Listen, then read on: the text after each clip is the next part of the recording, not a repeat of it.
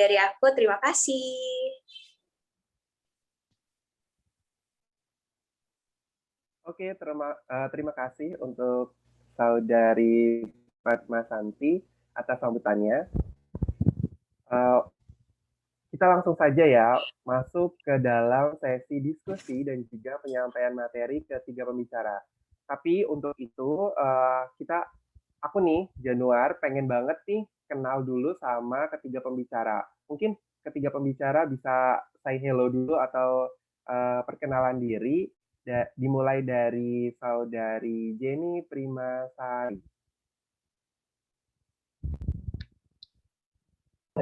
Hai, thank you Januar. Hai.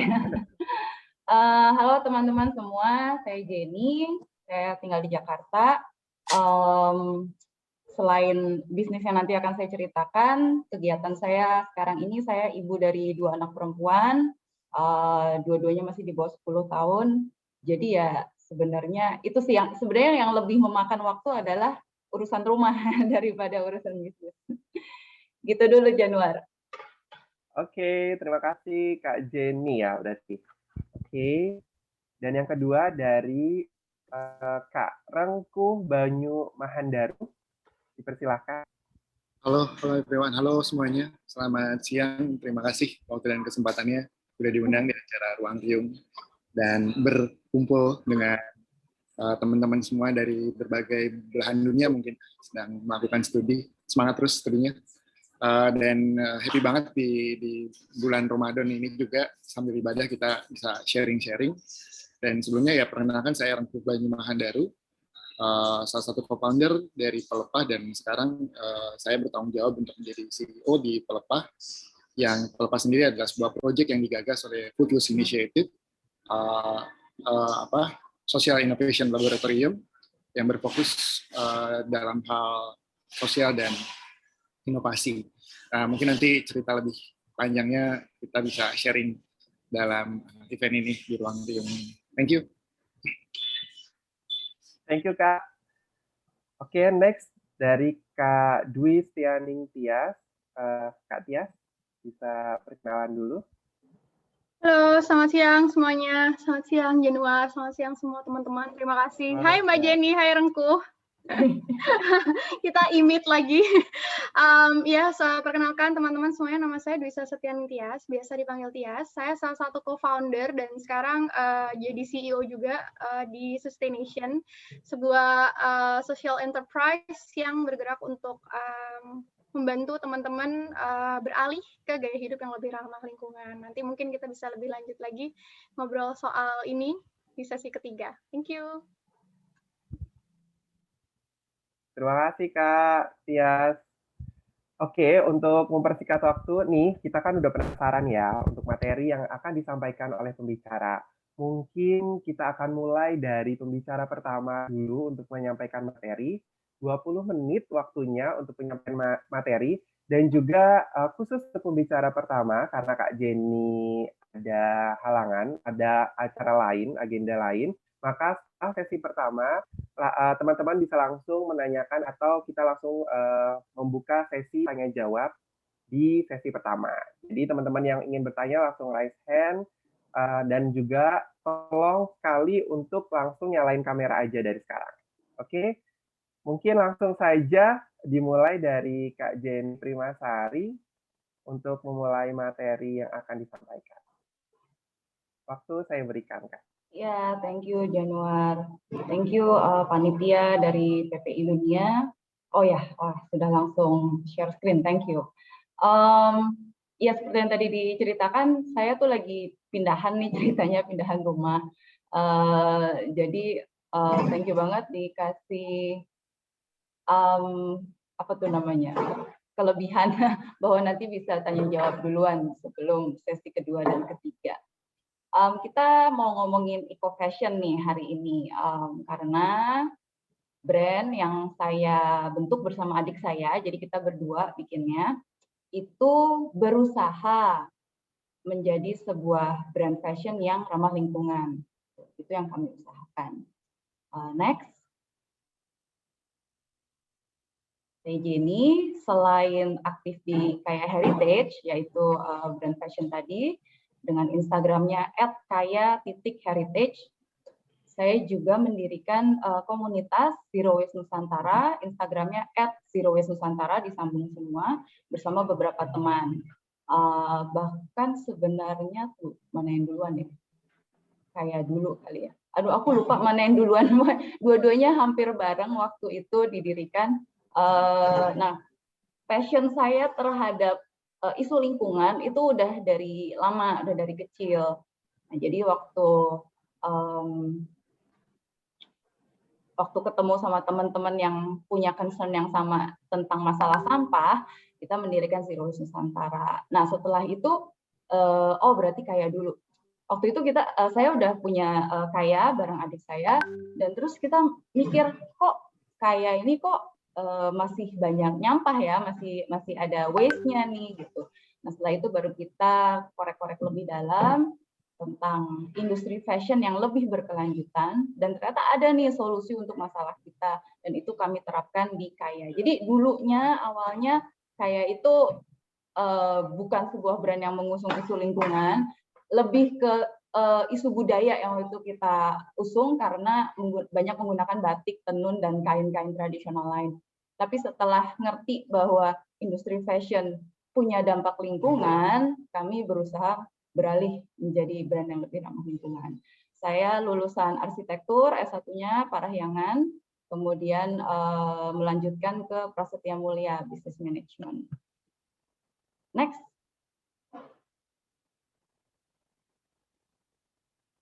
Kita akan lihat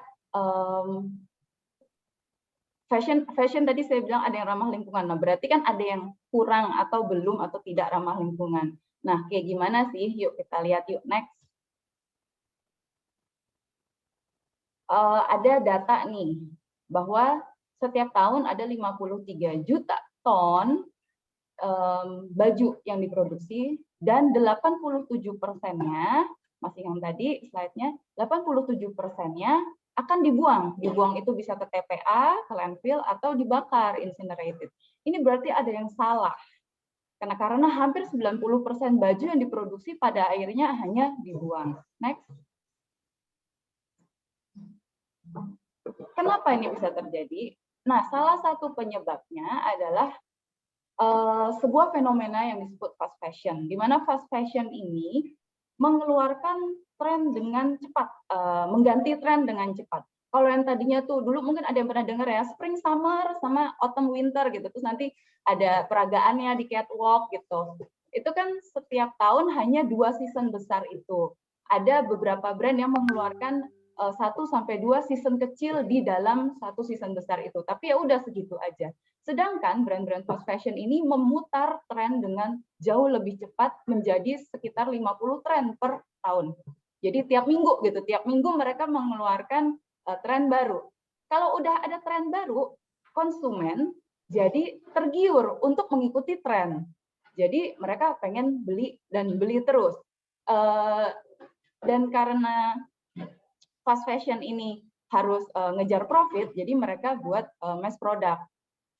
Kalau udah mass product, kemudian perputarannya cepat, berarti akan memakan banyak sumber daya.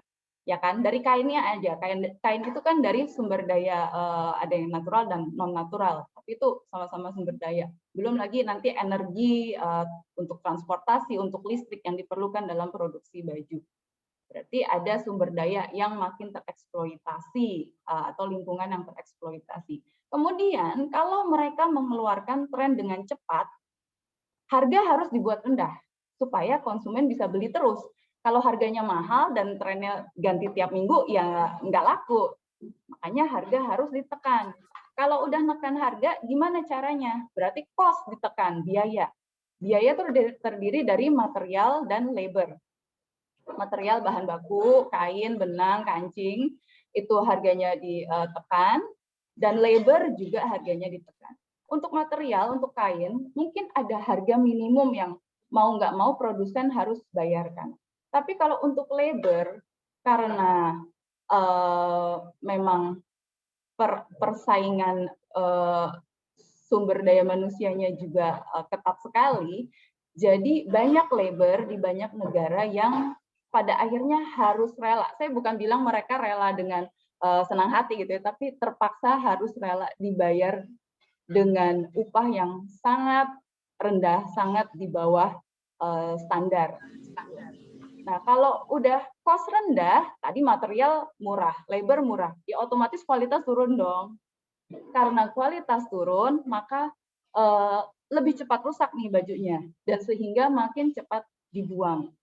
Itu salah satu penyebabnya kenapa tadi 87% baju pada akhirnya lebih cepat dibuang. Next. Maka itu industri fashion disebut the glamorous killer. Ini istilah saya sendiri sih. Karena kalau kita lihat kita ke mall gitu ya, dengan brand-brand fast fashion ini, mereka tuh menampilkan bajunya dengan kinclong, lampunya terang, bajunya juga kadang banyak manik-maniknya jadi makin kinclong gitu. Jadi glamorous, but it's actually a killer. Fashion industry is world's second largest polluter. Ini sih masih diselidiki ya, tapi mau second kayak mau third mau fourth tetap aja pokoknya it's a big polluter gitu. Jadi kita nggak perlu lihat angkanya, but it's a big polluter. Nah, kenapa bisa disebut the glamorous killer dan bagaimana sih dampak detailnya industri fashion terhadap lingkungan, terhadap buruh dan sosial? Itu teman-teman saya minta tolong untuk lihat di sini nih, bit.ly Sustainable Fashion Booklet. Ini adalah sebuah buklet PDF yang kami coba susun, saya coba susun untuk membantu teman-teman yang pengen tahu dulu basicnya sustainable fashion itu yang gimana sih, yang nggak sustainable yang gimana gitu. Jadi tolong teman-teman lihat dulu, nanti baca aja di sini supaya nggak terlalu panjang di penjelasan saya. Next. Dicatat dulu boleh bit.ly Sustainable Fashion Booklet. Nah, karena isu lingkungan, isu sustainability ini sekarang jadi sesuatu yang bisa dibilang tren atau happening gitu. Jadi produsen tuh juga nyadar, wah customer-nya mulai aware nih sama sustainability. Kalau gitu kita juga harus bergerak ke arah sustainability. Kita harus menyediakan sesuatu yang dipandang konsumen sebagai sustainable gitu. Maka itu brand-brand fast fashion juga mulai tuh mengeluarkan koleksi yang dibuat dari organic cotton. Cottonnya tidak pakai pestisida, itu katanya. Atau fiber-fiber yang dari misalkan serat nanas atau kulit jeruk. Nah, fiber alternatif lah bisa dibilang begitu, yang katanya lebih ramah lingkungan daripada fabric konvensional. Tapi berapa persen sih dari koleksi mereka yang seperti itu? Mungkin nggak sampai 10%. Next. Atau ada juga brand yang membuat Dropbox. Konsumen boleh taruh baju bekasnya di Dropbox, nanti konsumen dapat voucher untuk dapat diskon 15% kalau beli baju baru lagi gitu. Lihat nggak? Kelihatan nggak? Kok katanya mau sustainable, tapi kok menginduce orang untuk beli lagi gitu dengan memberi diskon. So, kayaknya sih itu lebih seperti gimmick aja ya, gitu, gimmick supaya orang beli lagi di toko. Urusan nanti baju yang di Dropbox itu, apakah benar di recycle, apakah benar didonasikan ke yayasan apa kayak gitu, we never know. Tapi yang pasti yang sudah ditunjukin duluan oleh company adalah belanja lagi yuk.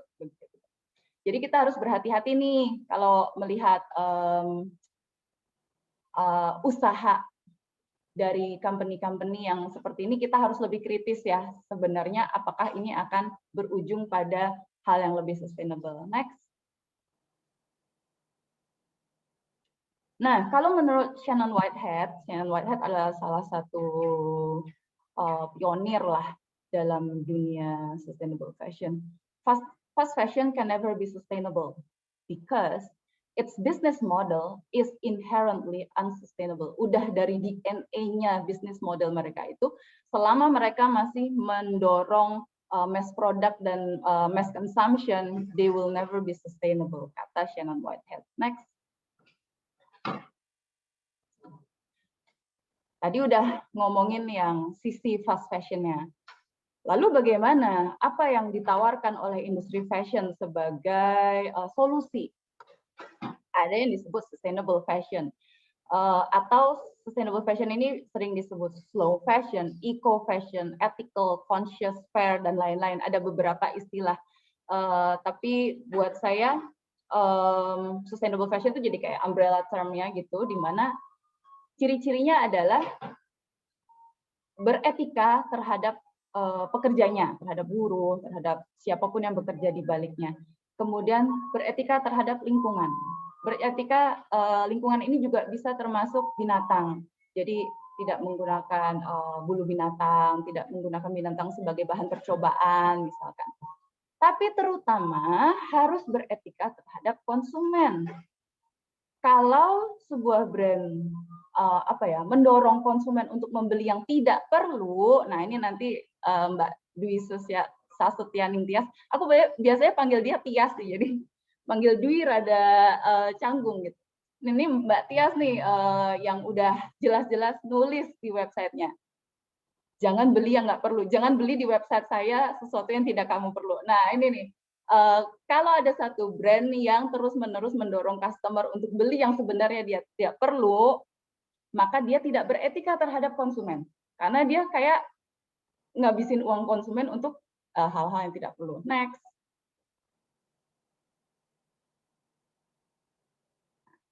Kita lihat sedikit tentang Kaya Heritage sebagai salah satu case study. Next. Oke, ini video. Kalau bisa di-play aja. Busana yang sustainable, namun tetap fashionable dan affordable. Itulah 3 hal yang ditekadkan Kaya bagi para konsumennya.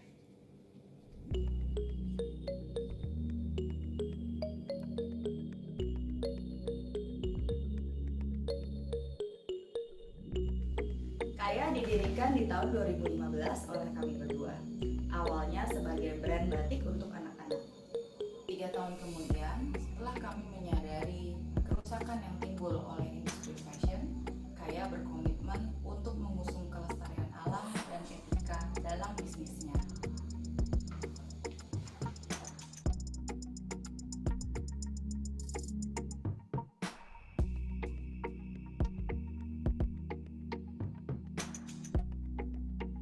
Kaya kemudian mengembangkan kemitraan dan kolaborasi dengan beberapa artisan atau pengrajin kain tradisional Indonesia yang menggunakan pewarna alami. Pewarna alami ini umumnya diambil dari tumbuhan dan mineral alam. Kaya juga mengembangkan desain-desain baju dengan pola zero waste cutting. Artinya, seluruh luasan kain terpakai menjadi bagian dari baju. Tidak ada kain perca yang tersisa dan terbuang. Mengapa zero waste cutting ini penting?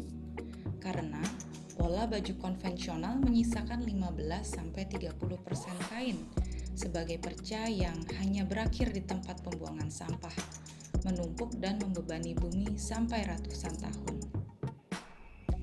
Selain didesain agar bisa mencapai zero textile waste dalam produksinya, produk Kaya juga didesain agar tidak lekang oleh waktu, bisa dipakai untuk berbagai kesempatan, bahkan bisa dipakai menjadi berbagai model.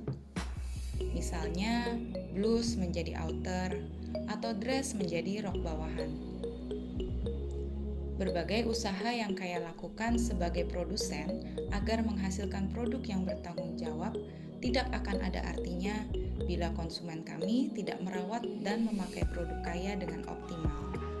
Karena itu, Kaya juga senang berbagi dengan konsumen mengenai cara merawat, memperbaiki, sampai memodifikasi pakaian. Agar misi kami untuk menjaga tradisi dan menjaga lingkungan dapat terwujud.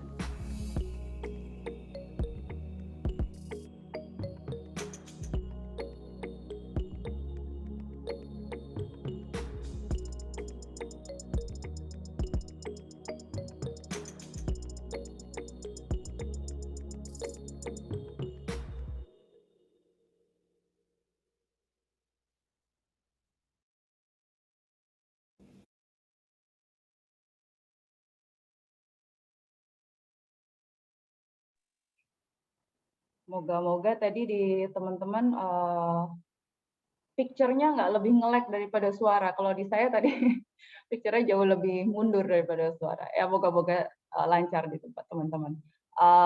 Itu sekilas tentang Kaya. Daripada saya cerita panjang lebar, kayaknya lebih enak lah video tadi. Thank you teman-teman, ini udah ada beberapa yang chat. Kita sekarang lihat kondisi dari industri dan sedikit tentang entrepreneurship-nya di dalam Kaya. Next.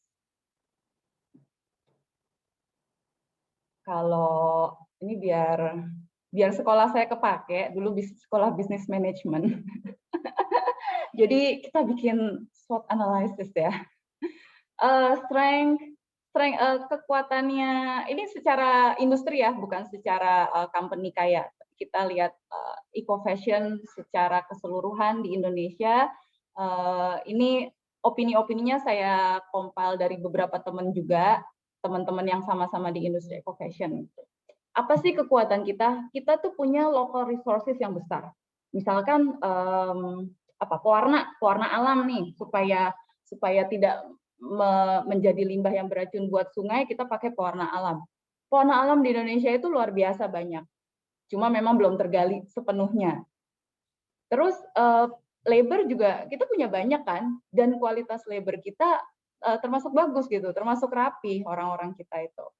Terus kalau kita bisa pakai materi dan labor lokal, maka supply chain-nya akan lebih transparan. Kita akan lebih mudah nge-track sustainability dari tiap tahapan itu sudah sejauh mana gitu.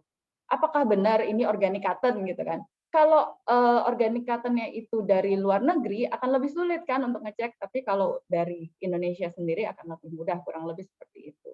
Nah, juga kalau kita pakai produk lokal, maka supply chain-nya akan lebih pendek, sehingga ada penghematan sumber daya juga, energi, penghematan energi, bensin lah gitu untuk transportasi. Kemudian weakness-nya, consumers buying power kita mungkin memang belum sekuat yang diharapkan. Apalagi kalau masih belum ada proteksi terhadap perdagangan global, di mana barang-barang impornya itu jauh lebih murah gitu ya. Maka kita akan sulit untuk bersaing. Lalu ada juga investasinya tuh kurang terhadap, ya tadi misalkan pewarna alam, kita tahu kita punya sumber dayanya, tapi belum digali. Kemudian fiber juga, kayak tadi aku sempat bilang serat nanas gitu ya. Serat nanas itu di luar negeri kan dihargai mahal. Atau serat rami, itu juga menjadi salah satu serat yang sekarang dianggap lebih sustainable daripada katun yang menghabiskan banyak pestisida dan air ketika ditanam. Tapi investasi di negara kita belum cukup besar untuk hal-hal ini. Opportunity-nya bagaimana ke depan? Ya kita selain pewarna, kita juga punya serat potensi serat yang banyak. Kemudian masyarakatnya meskipun tadi masih buying power-nya belum sekuat yang diharapkan, tapi masyarakat kita sudah makin aware terhadap isu sustainability, sehingga yang kita sebut sebagai eco-fashionistas itu makin bertambah juga. Orang-orang makin lebih memilih brand yang sustainable. Jadi kalau mau beli barang tuh cek-cek dulu di belakang brand ini seperti apa. Dan kemudian menurut saya kita punya kesempatan untuk bukan hanya jualan barang jadi, tapi kita menawarkan pengalaman buat orang. Jadi bukan cuma jualan baju, tapi yuk kita belajar bikin kain dengan motif shibori atau motif ecoprint gitu. Jadi workshop, kita bikin workshop untuk bikin kain sendiri, atau workshop untuk bikin baju, untuk menjahit baju. Atau jahitnya nggak usah deh dari kain terus jadi baju jadi, tapi baju-baju yang udah rusak nih, lepas kancingnya lah, hilang apanya, ada jahitan di bawah yang lepas, itu kita bisa ajarin untuk mereka perbaiki gitu. Dan threat-nya ya jelas, threat bagi sustainable fashion adalah fast fashion. Challenge-nya bagaimana? Menurut saya sih bagaimana kita menyeimbangkan antara sustainability, keberlangsungan dari bisnis dengan keberlangsungan dari lingkungan. Itu yang menjadi challenge bagi industri eco fashion. Karena kita mau se-eko apapun, tapi kalau bisnis kita stuck gitu nggak bisa berjalan terus ya sama juga bohong kan. Kita nggak bisa mempengaruhi masyarakat lagi kalau kitanya sendiri sudah mati. Jadi kita tetap harus punya bisnis yang sustainable, tapi bagaimanapun keberlangsungan lingkungan juga harus tetap diusung. Next. Ini kami berdua. Adik saya nih, si Foni, dia background-nya multimedia dan animasi, dan kemudian melanjutkan ke fashion design. Jadi kalau desain memang lebih banyak dari si Foni nih. Dan pengalaman kerja dia juga sebagai brand designer, terus sebagai dosen sekarang, dan punya custom bridal juga. Sedangkan saya kan dari arsitektur tadi sudah saya sebutkan, dan business management. Nah, karena dari arsitektur maka memang masih berkaitan dengan dunia desain. Kemudian saya berpengalaman di bidang marketing juga, dan kemudian yang salah satu passion saya juga community building gitu. Jadi seperti tadi aku bikin Zero Nusantara, sebuah komunitas. Terus untuk di bidang eco fashion juga ada nih komunitasnya, namanya SFID, Sustainable Fashion Indonesia. Gitu. Jadi aku senang tuh bikin komunitas, karena aku percaya kalau komunitasnya udah terbentuk maka gerakan kita, suara kita akan terdengar lebih kencang. Next. Nah, dari skill set yang tadi, dari gabungan skill set kami berdua, kami memulai Kaya ini dengan passion and curiosity. Lalu sepanjang perjalanan kami mencoba untuk tetap terbuka terhadap kesempatan-kesempatan baru,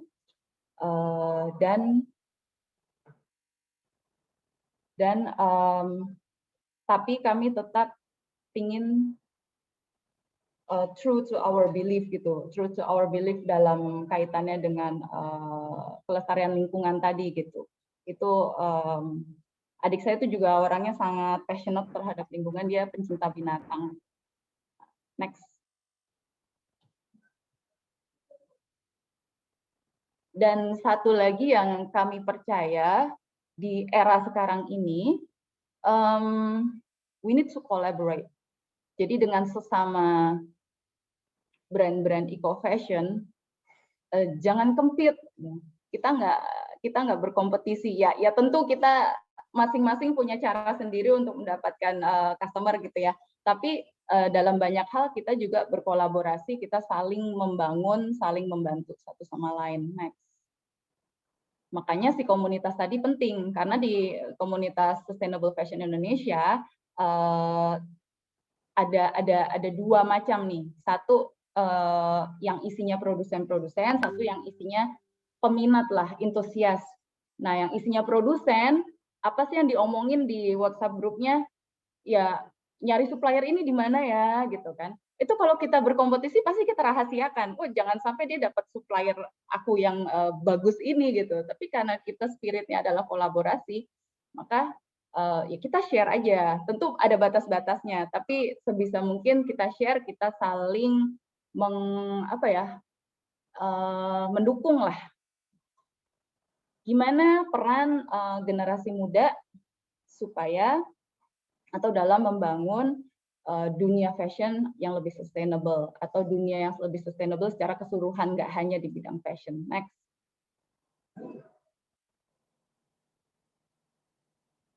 Apakah generasi muda kalau mau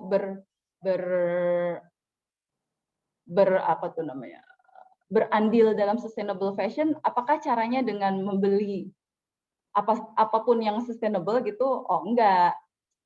Kita ingat lagi bahwa tadi aku sempat bilang ya bahwa overconsumption gitu. Ada brand-brand yang overproducing dan mendorong orang untuk overconsuming. Nah, jadi itulah akar masalahnya, overpopulation, bahwa dunia ini udah penuh dan masing-masing orangnya itu mengkonsumsi lebih dari yang sebenarnya dia butuhkan. Jadi solusinya bukan hanya dengan main beli-beli aja. Justru kita harus ingat bahwa the most sustainable fashion is the one we already have. Yang udah di lemari itu loh, itu pakaian kamu yang paling sustainable. Apapun bahannya, apapun mereknya, siapapun yang bikin dulunya, tapi karena sekarang sudah ada di lemarimu, ya itulah yang harus kamu jadikan sustainable. Next.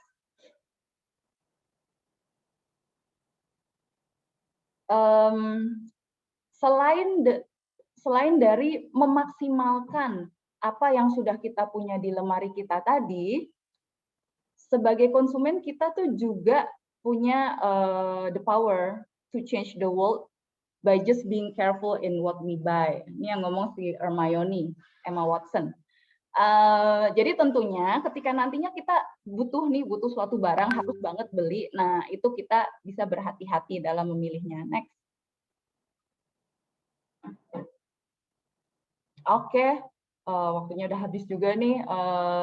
You can find out more di Instagram kaya.heritage, di Zero Waste Nusantara, kemudian di blognya ecofashionista-id.blogspot.com. Dan juga bookletnya jangan lupa dibuka bit.ly/sustainable fashion booklet. Thank you. Thank you Kak Jenny atas pemaparannya. Ih, keren banget ya. Ternyata tadi jadi yang tadi saya tangkap tuh kita bisa berbusana, kita bisa fashionable tapi juga sustainable gitu. Gaya tetapi juga mengurangi sampah. Nah, di sini ada beberapa pertanyaan Kak. Pertama dari Dinda. Kak, saya ingin bertanya, saya belakangan ini tertarik dengan slow fashion, tapi lingkungan saya tidak mendukung gitu. Jadi tidak mendukung lingkungannya. Bagaimana saya bisa tetap memilih untuk lebih sadar dalam berbelanja dan tidak terpengaruh lingkungan yang tidak mendukung? Terima kasih. Oke. Bisa langsung dijawab, Kak Jenny. Thank you, Dinda, pertanyaannya.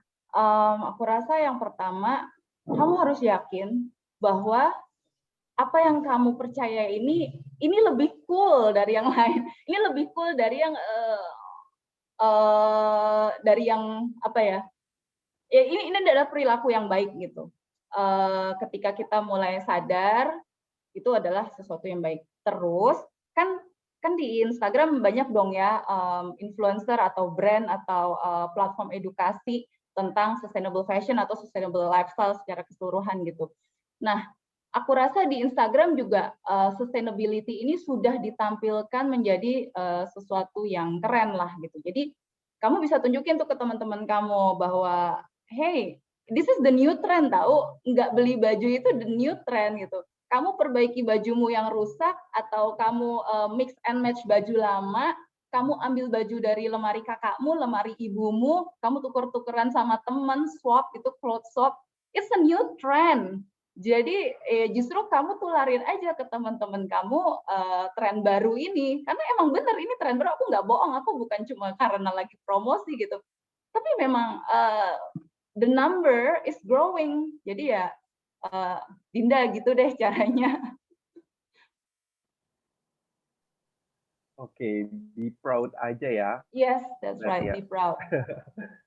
Oke nih Kak, Kak Jenny ada lagi pertanyaan dari Kevin Andrian Marpaung. Padahal tadi Jonor udah ngomong kalau kalian bisa langsung bertanya ya, langsung raise hand terus langsung bertanya, tapi banyak yang pada langsung tulis di kolom chat. Saya mungkin malu. Ya, ini nih Kak, katanya gini, kata si Andrian ini, berapa menurut Kakak sekarang ini yang sudah Kakak lakukan, berapa persen pengaruh fashion ramah lingkungan terhadap lingkungan yang sudah dilakukan sejauh ini? Dan ada 3 pertanyaan nih, Kak. Dan yang kedua, bagaimana cara kita sebagai generasi muda untuk mengedukasi orang lain, bahwa saat ini sudah ada pakaian yang ramah lingkungan. Jadi karena mungkin banyak banget yang belum tahu ada, sustainable fashion atau eco fashion kan, Kak, sekarang. Dan juga yang ketiga ini tantangan, Kak, sejauh ini Kakak, membuat, heritage dan juga membuat, brand yang sustainable, itu tuh tantangannya gimana? Oke, Bisa langsung yang dijawab? pertama ya, pengaruh fashion ramah lingkungan terhadap lingkungan. Karena tadi fashion itu adalah sebuah industri yang memiliki dampak polusi yang besar, jadi ya tentu pengaruhnya besar. Tapi kalau sampai angkanya berapa persen, terus terang aku belum dapat datanya. Tapi dengan kita merawat baju kita yang sudah ada di rumah, dengan cara mengoptimalkan isi lemari kita, kemudian aduh udah nggak trendy, buang gitu. Jangan seperti itu. Kalau kita tidak melakukan itu, maka kita juga sudah berperan besar gitu. Bagaimanapun memakai yang sudah ada itu akan tetap lebih baik daripada membeli baru. Sustainable apapun barang yang kita beli itu gitu. Kalau dalam hal fashion sih seperti itu. Mungkin dalam bidang lain akan beda lagi ya. Terus gimana untuk mengedukasi tentang pakaian ramah lingkungan? Pertama bisa itu kalau ada di Instagram ada brand eco fashion yang lucu gitu, kalian bisa share. Atau booklet tadi tuh bit.ly _ sustainable fashion booklet itu boleh dibagikan ke siapa aja, silahkan semua boleh buka linknya. Nah, di situ ada penjelasan tentang what is sustainable fashion, what is not sustainable fashion, dan bagaimana supaya pakaian di dalam lemari itu benar-benar menjadi sustainable. Itu ada di slide-slide terakhir. Jadi please itu link tadi dibuka, kalian baca-baca di situ. Apa kendala terbesar? Menurut aku punya brand fashion, mau itu yang mengusung sustainability atau tidak, menurutku kendalanya mirip-mirip aja. Jadi bukan karena pakai pewarna alam terus jadi lebih sulit, enggak juga. Kalau pakai zero waste cutting apakah jadi sulit? Mungkin di awalnya, tapi ketika udah ngerti triknya ya udah gitu, jalan aja. Jadi kalau buat saya pribadi kayak gitu, yang sulit bukan karena kita berusaha mengusung sustainability, tapi ya seperti biasa lah, apalagi sekarang lagi pandemi, orang jarang belanja, nggak terlalu butuh baju baru, which is good dari sisi sustainability gitu. Nah jadi tantangannya adalah marketingnya gitu. Jadi sama aja mau brand apapun pasti punya tantangan di marketing gitu. Oke, Kak Jenny. Ini ada pertanyaan terakhir nih, Kak, Ya. dari Arini. Bagaimana industri fashion yang ramah lingkungan dan lebih etis dengan memperhatikan para pekerjanya yang tentunya membuat harga relatif lebih bersaing dengan fast fashion yang lebih relatif murah karena diproduksi mahal dan mungkin tidak memperhatikan kesejahteraan pekerjanya. Gimana, Kak? Thank you banget Arini. Ya, thank you banget nih, pertanyaan yang bagus banget dan perlu banget dibahas karena memang selama ini orang-orang berpikir sustainable itu mahal. Apapun itu, mau baju, mau sedotan gitu kan, sedotan stainless dibanding sedotan plastik tentu lebih mahal yang stainless. Meskipun nanti tolong Tias dijelaskan bahwa sustainability is not about straw gitu ya. Lucunya ternyata harga dari baju dengan brand eco fashion yang saya tahu ya, saya dan teman-teman di dalam komunitas ini kerjakan, lucunya ternyata tidak lebih mahal daripada brand fast fashion yang ada di mall. Tentu fast fashion itu juga punya level-level ya. Ada yang di mall besar, ada yang di mall menengah gitu, ada yang tidak di mall. Nah, kalau dibandingkan dengan yang di mall gitu, sebenarnya harga kami tidak lebih mahal, bahkan bisa lebih murah. Kenapa begitu? Karena meskipun cost kami lebih mahal, kainnya lebih bagus, labornya lebih terjamin kesejahteraannya gitu, tapi kita nggak markup banyak, gitu aja sih. Sedangkan kalau di fast fashion itu kan perusahaannya besar, terus ongkos transportnya udah banyak tuh, dari kain dibuat di mana, kemudian dijahit di mana, nanti harus di-pull dulu di semacam distribution center gitu, habis itu baru ke seluruh dunia. Jadi yang tadinya misalkan dijahit di Asia, kemudian di-pull di distribution center yang tidak di Asia, nanti bisa kembali lagi barang itu ke Asia gitu. Hanya karena memang prosedur mereka seperti itu. Jadi karena banyak ongkos-ongkos tambahan di mana-mana, mereka jadi lebih mahal, lebih harus markup-nya banyak. Gitu. Jadi kalau soal harga sebenarnya jangan khawatir, memang eco fashion ada yang premium, tapi kan ada juga yang lebih terjangkau oleh masyarakat Indonesia. Ya, hari ini moga-moga menjawab. Moga-moga menjawab ya, Kak. Ya. Oke, ini berhubung Kak Jenny habis ini mau ada acara lain, mungkin kita bisa langsung foto bersama dulu. Karena nanti kalau Kak Jenny sudah keluar kan kita nggak bisa foto bareng. Aduh, terima Mungkin teman-teman kasih ya. semua, ya peserta bisa langsung menyalakan kameranya terlebih dahulu untuk dokumentasi dari acara hari ini.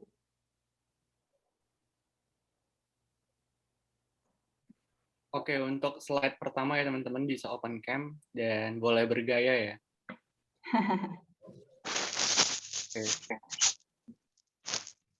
Oke, 1, 2, 3. Untuk slide 2. Slide 2 kayaknya pada malu-malu nih, nggak ada yang on cam. Jadi sekali lagi ya untuk slide pertama, semuanya boleh on cam. 1, 2, 3. Oke, terima kasih. Oke, terima kasih Panitia. Oke, terima kasih Kak Jenny.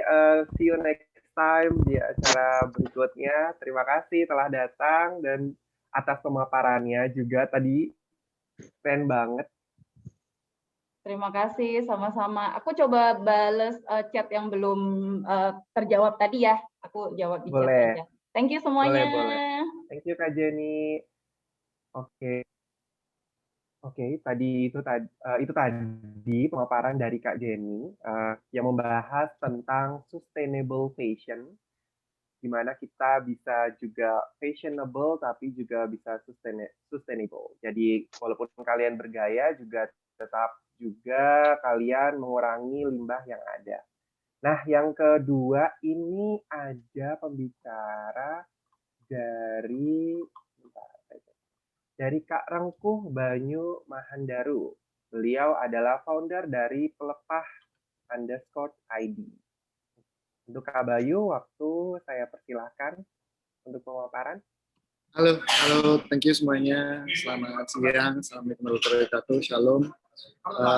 Thank you banget tadi Mbak Jenny, pemaparannya keren banget dan memperlihatkan bahwa industri fashion juga memberi impact yang cukup negatif terhadap lingkungan kita. Yang mungkin kita udah sering lihat banget data-data dan informasinya di luar sana. Dan halo juga buat Batias yang sebetulnya kita juga berkolaborasi ya dalam melakukan sesuatu yang positif ini.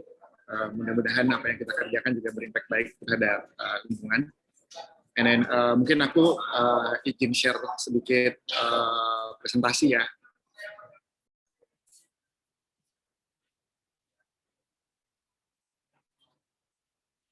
Oke. Baik, terima kasih semuanya. Sebelumnya tadi mungkin ada yang belum masuk atau belum bergabung di dalam event ini. Perkenalkan saya Rengkuh Banyu Mahandaru, co-founder dari Pelepah dan saat ini juga saya menjadi CEO di Pelepah. Pelepah sendiri sebetulnya adalah sebuah proyek yang kami inisiasi dengan mengkombinasikan antara sosial dan desain, di mana ini ada proyek yang diinisiasi oleh Footloose Initiative. Footloose Initiative sendiri sebagai laboratorium antara sosial dan desain yang mencoba menginvestigasi dan men-tackle permasalahan yang ada di sektor hulu dengan mengembangkan inovasi dan desain untuk memberikan impact yang lebih berkelanjutan. Dan background kami rata-rata memang dari desain dan sosial, sehingga banyak pendekatan-pendekatan yang memang dilakukan secara metode-metode desain. Nah, kurang lebih desain metode dan pola pencarian secara eksploratif dari temuan-temuan kami di lapangan atau di area-area dampingan kami akan kami dorong untuk bersama-sama dengan masyarakat diolah atau kami mengempathize problem tersebut dengan masyarakat gitu. Yang nantinya akan kita coba bangun skema berkelanjutannya seperti apa gitu. Nah, biasanya skema berkelanjutan ini kami dorong dengan adanya bisnis entitas gitu untuk satu program atau satu proyek ini tidak berhenti pada satu satuan anggaran atau satu satuan program gitu. Nah, next-nya mungkin ini kurang lebih framework yang selalu kami bangun, di mana kami memetakan terlebih dahulu komoditas atau problem di sektor hulu, dan nanti akan kami dorong secara bertahap dengan mengidentifikasi masalah. Sorry ya. Ntar dulu. Lihat nanti ada uangnya kagak? Sorry ada yang bocor barusan. Ya. Jadi ketika kami mengidentifikasi masalah tadi, dikuatkan dengan data yang kami lakukan dengan feasibility study gitu, untuk mengecek apakah problem-problem tadi ada irisannya dengan sosial, kultural, dan ekonomik gitu. Kemudian dari permasalahan tadi kami coba ideation problemnya dan membuat satu prototyping solusi yang nantinya solusi tersebut kita dorong untuk didekatkan dengan sisi pasar gitu. Apakah memang apa yang kita kerjakan ini akan terserap oleh pasar atau tidak, atau memang ada respon positif dari sisi lain sehingga apa yang kita kerjakan ini akan lebih berjalan secara berkelanjutan.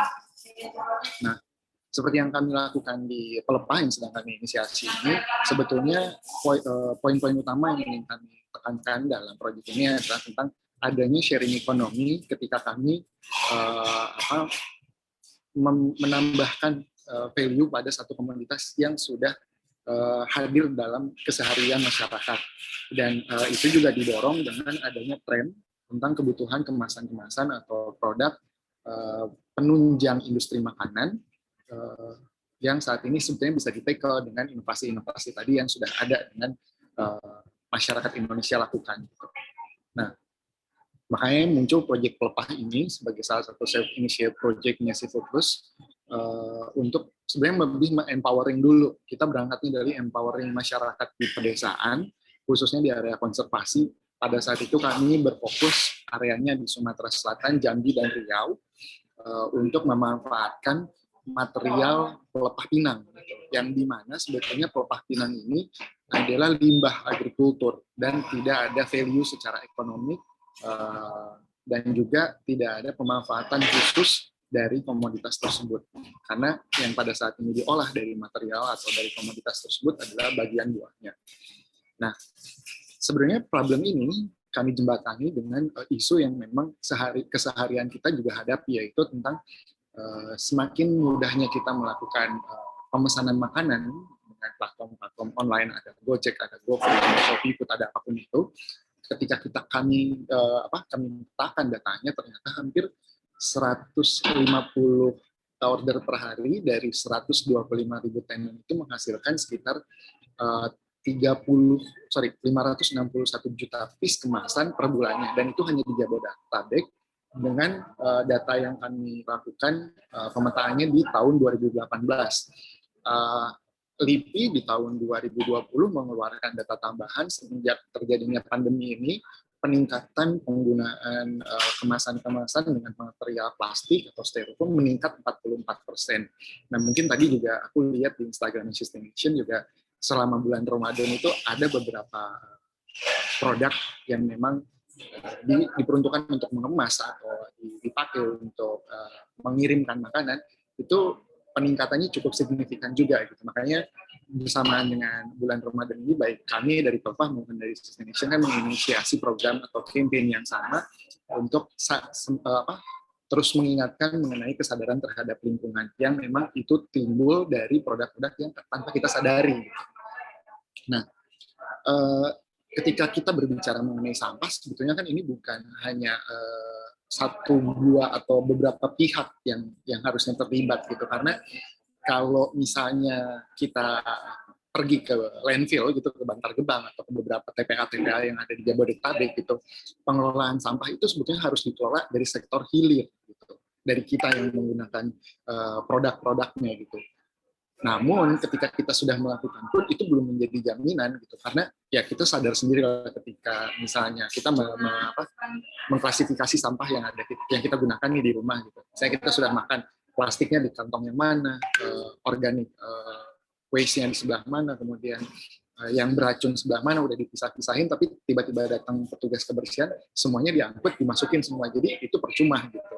Tidak menjadi solusi. Ya, untung sekarang mungkin ada pengelolaan secara independen untuk sampah-sampah rumah yang sebetulnya itu yang mesti didukung gitu. Jadi kita mengurangi beban TPA dan kita juga berkontribusi secara ekonomi terhadap inisiatif-inisiatif tersebut, sehingga pola atau proses yang mereka lakukan itu akan berkembang lebih jauh dan beban dari pengelolaan sampah itu tidak hanya ditanggung oleh pihak pemerintah gitu. Nah, selanjutnya juga kami di sini menggambarkan bahwa dari keseluruhan proses yang kami lakukan, poin inti yang kami lakukan itu sebetulnya lebih ke mengaktifasi material yang sebetulnya sudah ada nih di Indonesia. Itu salah satunya pelepah pinang dari sekian list atau archiving agriculture waste yang ada di Indonesia. Dan kemudian kami juga dari sana membangun kelembagaan kelompok masyarakat untuk bagian dari proses community development, yaitu dalam bentuk koperasi yang di sana melibatkan kelompok perempuan, para petani, kemudian buruh tani, untuk mereka ikut tergabung dalam koperasi tersebut dan menjalankan ini sebagai bentuk kolaborasi bersama men-tackle sebuah isu yang kita hadapi di perkotaan. Nah, di dalam prosesnya kami membangun semacam micro manufacturing gitu. Micro manufacturing ini sendiri adalah sebuah proses produksi yang kita pikirkan secara adaptif dan juga efisien dalam cara kerjanya gitu. Semua itu dilakukan untuk kita memanfaatkan tadi. Pertama ada potensi dari non timber forest product. Memang kita mengerjakan di area konservasi, tapi kami mengoptimalkan penggunaan material bukan kayu di hutan. Yang kami pakai kan pelepah pinang ini adalah salah satu komoditas yang sebetulnya bukan komoditas utama. Biasanya para petani ini menanam pinang sebagai pembatas kebunnya gitu. Kemudian kita juga memanfaatkan local resource material dari data yang kami dapat itu per tahun hampir 50 juta ton agriculture waste di Indonesia yang belum termanfaatkan. Dan dari hal itu kami akhirnya membangun pemetaan mengenai skop masyarakatnya gitu, di mana kita memetakan income para petani, buruh tani, kemudian kelompok perempuan aktivitasnya seperti apa kita petakan. Ada 2 titik yang kami mulai pada saat itu untuk piloting, ada di Sumatera Selatan di daerah Mesi Banyuasin, dan satu lagi ada di Riau yang rata-rata mereka adalah petani sawit dan petani karet dengan tingkat risiko kerja yang sangat tinggi. Nah, apalagi untuk kelompok perempuan. Nah, dari sana kami coba menghitung unproductive time-nya mereka. Itu kita masuk dalam unproductive time itu dalam mengolah pelepah pinang ini menjadi produk. Gitu. Jadi kami tidak menggeser kebiasaan mereka menjadi petani atau pekebun atau peladang. Malah kami memasukkan program ini di dalam waktu senggangnya mereka. Gitu. Jadi secara income mereka akan naik, tapi secara kebudayaan atau kebiasaan para masyarakat ini tidak terganggu, karena kami juga sadar bahwa jangan sampai apa yang kita lakukan ini merubah mindset mereka tentang bercocok tanam. Nah, adapun framework yang selalu kami bangun di awal itu mengenai job creation, kemudian tentang work hour dan income increase, kemudian gender inclusivity, kemudian tadi mungkin yang saya sebutkan juga tentang capacity building, di mana tidak hanya mentransformasikan teknologi pengolahan pelepah ini ke masyarakat, tapi kami juga mengajarkan mereka mengatur sistem keuangan sederhana yang nanti akan dikelola oleh koperasi. Karena sifatnya kami sebagai bagian dari pelepah ini lebih ke yang berada di sektor hilir dan mendampingi para koperasi ini untuk berkembang. Gitu. skema besarnya seperti ini, di mana kami juga melibatkan beberapa pihak di dalam proyek ini. Biasanya kita bekerja sama dengan lokal atau multinasional NGO untuk bersama-sama menyelesaikan masalah ini atau menyelesaikan perumbukan program lah kalau kami bilangnya gitu, melibatkan mereka dengan satu tema besar. Dan di sana kami tadi yang saya ceritakan di awal ada namanya Foodless Initiative, itu lebih berfokus pada pendampingan petani untuk mentransformasi teknologi dan membangun perencanaan bisnis dalam bentuk koperasi. Nah, setelah terbangun bentuk koperasi yang mapan, lalu kami akan dorong itu ke entitas kota sebagai social enterprise ya, yang di dalamnya itu social enterprise ini melibatkan koperasi, kemudian melibatkan masyarakat, petani, dan lain sebagainya untuk percepatan produk ini terkomersialisasi. Kemudian tahap awal yang kami lakukan untuk mengimplementasikan proyek ini adalah mendesain terlebih dahulu mesinnya, gitu. Karena kami sadar titik kami memulai proses ini ada di area kebun sawit, kebun karet, atau di area-area konservasi yang secara akses itu tidak mudah untuk kita masuki. Dan hal-hal lain yang harus kami hadapi adalah tentang masalah power supply, listrik, kemudian accessibility. Maka dari itu kami membangun skema micro manufacturing untuk proses agile-nya itu terjadi oleh masyarakat sendiri. Gitu. Ketika melihat ada tantangan atau gangguan, atau ya apapun itu hambatan yang terjadi, masyarakat bisa melakukan troubleshooting dengan mudah gitu. Salah satu cara yang paling nyata yang kami lakukan adalah membangun atau membuat mesin kerja kami, mesin produksi kami dengan pola open source. Jadi bisa di troubleshooting menggunakan parts yang gampang ditemukan di daerah tersebut. Gitu. Dan kami juga men-setting penggunaan listriknya menyesuaikan dengan listrik yang ada di area tersebut. Dan kita memanfaatkan sumber daya yang di area tersebut, entah itu kita pakai power plant air, hydro plant, atau kita pakai angin, atau kita pakai solar panel. Jadi kita menyesuaikan dengan kebutuhan atau keadaan di area tersebut gitu untuk mengkonsumsi listriknya. Nah, ini proses piloting yang kami lakukan bersama masyarakat Musi Banyuasin.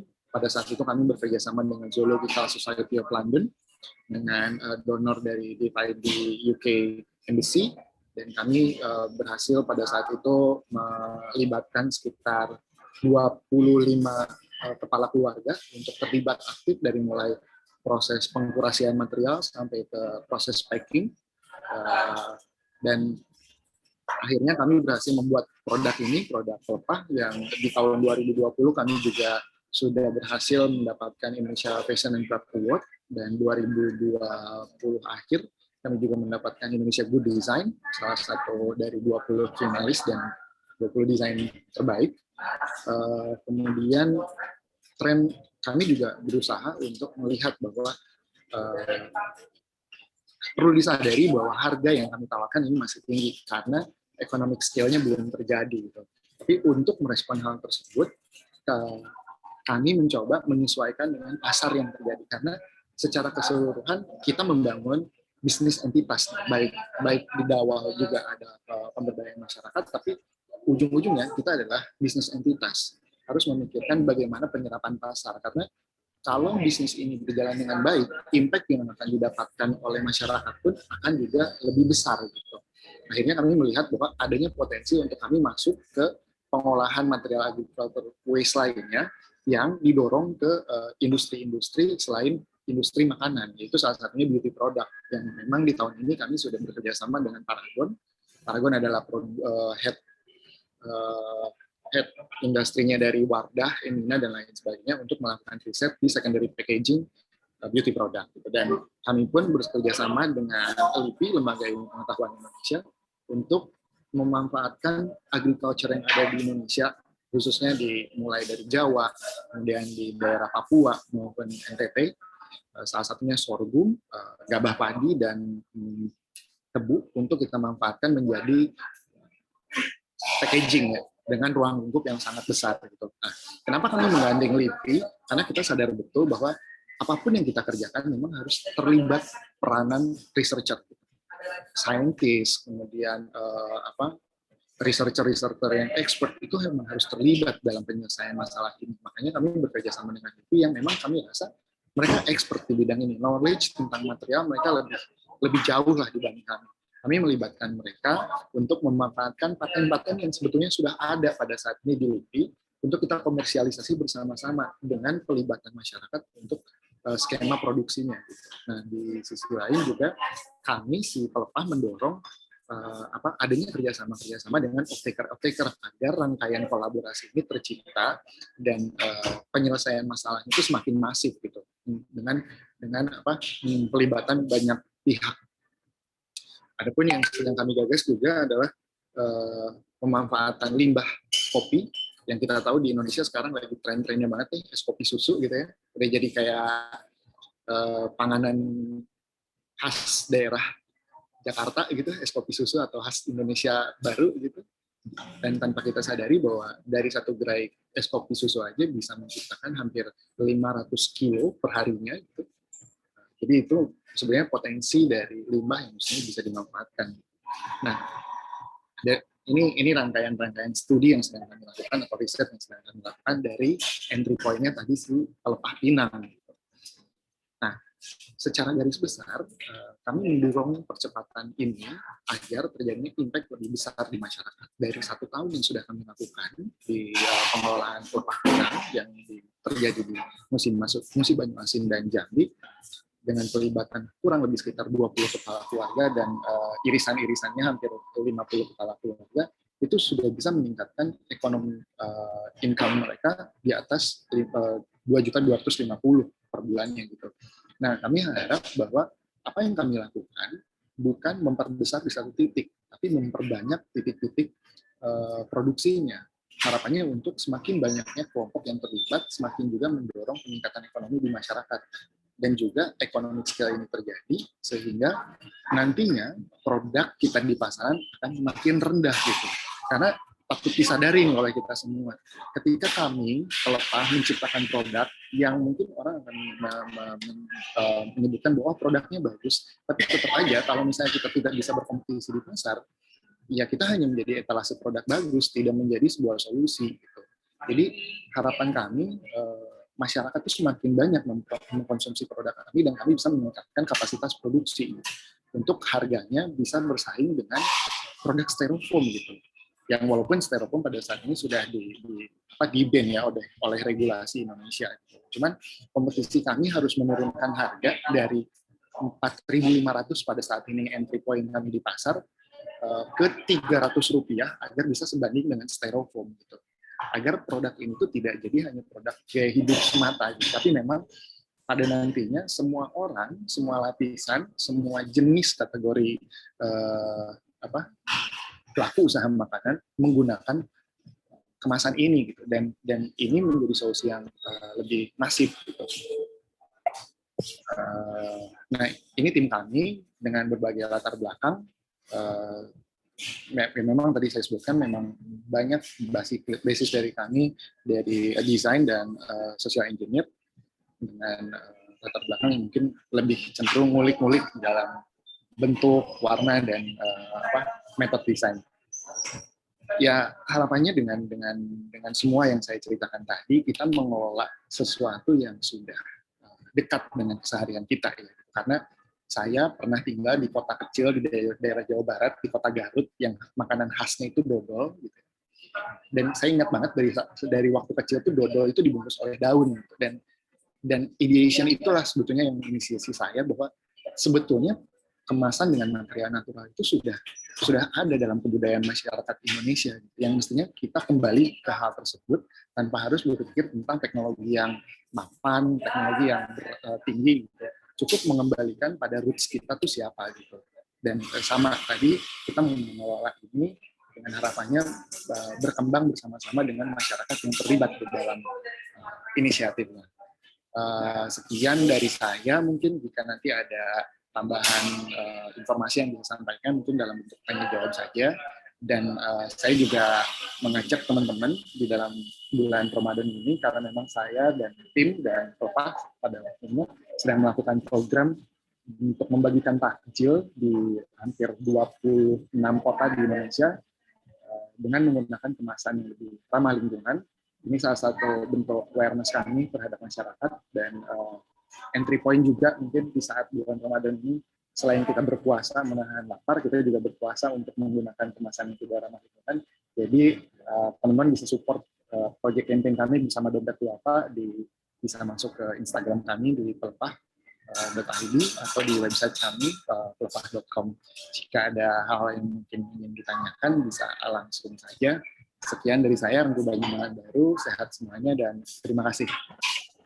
Terima kasih Kak Rengku atas pemaparannya, Masya Allah. Ternyata ada ini ya, ada program untuk teman-teman semua yang ingin berbagi. Langsung saja @pelepah_id, bisa kepo langsung ke Instagramnya di situ. Dan untuk next sesi tanya jawab akan dilakukan setelah pemaparan dari Kak Dwi Sasetianing Tias, bisa dipanggil Kak Tias.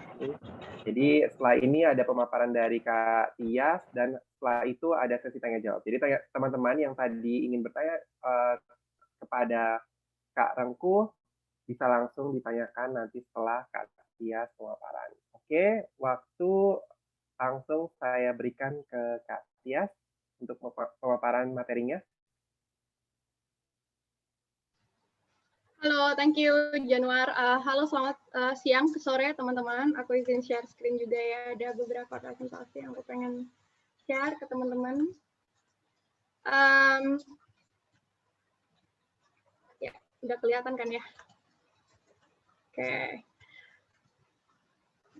Jadi perkenalkan, nama aku Dwi Sasetianing Tias, dan benar tadi mungkin sama Mbak Jenny disebutkan di awal, biasanya orang panggil aku tuh Tias, jadi Dwi itu agak sesuatu nama yang aneh dan unfamiliar buat aku, jadi nanti bisa dipanggil Tias. Aku CEO Sustain sekaligus co-founder dari bisnis social enterprise ini. Nanti kalau teman-teman mau connect lagi bisa say hi ke aku di Instagram personal. Aku punya website juga, suka nulis-nulis beberapa hal yang selain terkait sustainability. Jadi dulu aku sempat sekolah juga di luar negeri, jadi aku bagian dari PPI Belanda. Sempat sekolah di TU Delft selama 2 tahun, pakai beasiswa LPDP, jadi waktu itu masih sangat terbuka lebar peluangnya, jadi aku berangkat. Ke jurusannya tuh namanya Sustainable Energy Technology. Jadi waktu itu untuk isu-isu sustainability, energi terbarukan, itu tuh sebetulnya aku bukan orang yang baru gitu. Karena dulu waktu aku sekolah di Bandung, aku juga tertarik untuk pemanfaatan limbah. Jadi aku sebenarnya jatuh cinta banget sama Pelepah karena itu adalah pemanfaatan limbah ya, Rengku. Jadi Pelepah ini salah satu partnernya Sustaination juga, kita bantu distribusi Pelepah di toko kami juga gitu. Jadi itu bukan suatu topik yang baru buat aku gitu. Nah, waktu sekolah S2 itu aku pikir kayak maybe I could change the world gitu kan, dengan aku sekolah Sustainable Energy Technology dan ngomongin soal renewable energy. Jadi waktu itu aku sempat tesis di Sumba. Jadi kalau teman-teman googling gitu ya, Sumba 100% renewable energy island, itu kalian akan menemukan bahwa nggak dulu sih, mungkin sampai sekarang Indonesia tuh pengen bikin Sumba Island ini 100% renewable energy gitu, run by 100% renewable energy by 2020 harusnya. Tapi karena memang banyak obstacles, challenge sana dan sini, itu diundur programnya jadi 2025. Dan aku sempat stay di Sumba tuh sekitar 2 minggu gitu ya, untuk melakukan perjalanan, visiting some villages di sana untuk melihat gitu kan, terus berkoordinasi dengan government bodies yang di sana, dan turns out itu ternyata sangat susah ya. Waktu itu being kayak idealis banget gitu, ketika selesai kuliah tuh pokoknya aku pengen do something about it gitu di negaraku, di Indonesia. Aku pengen pulang, terus aku pengen melakukan sesuatu.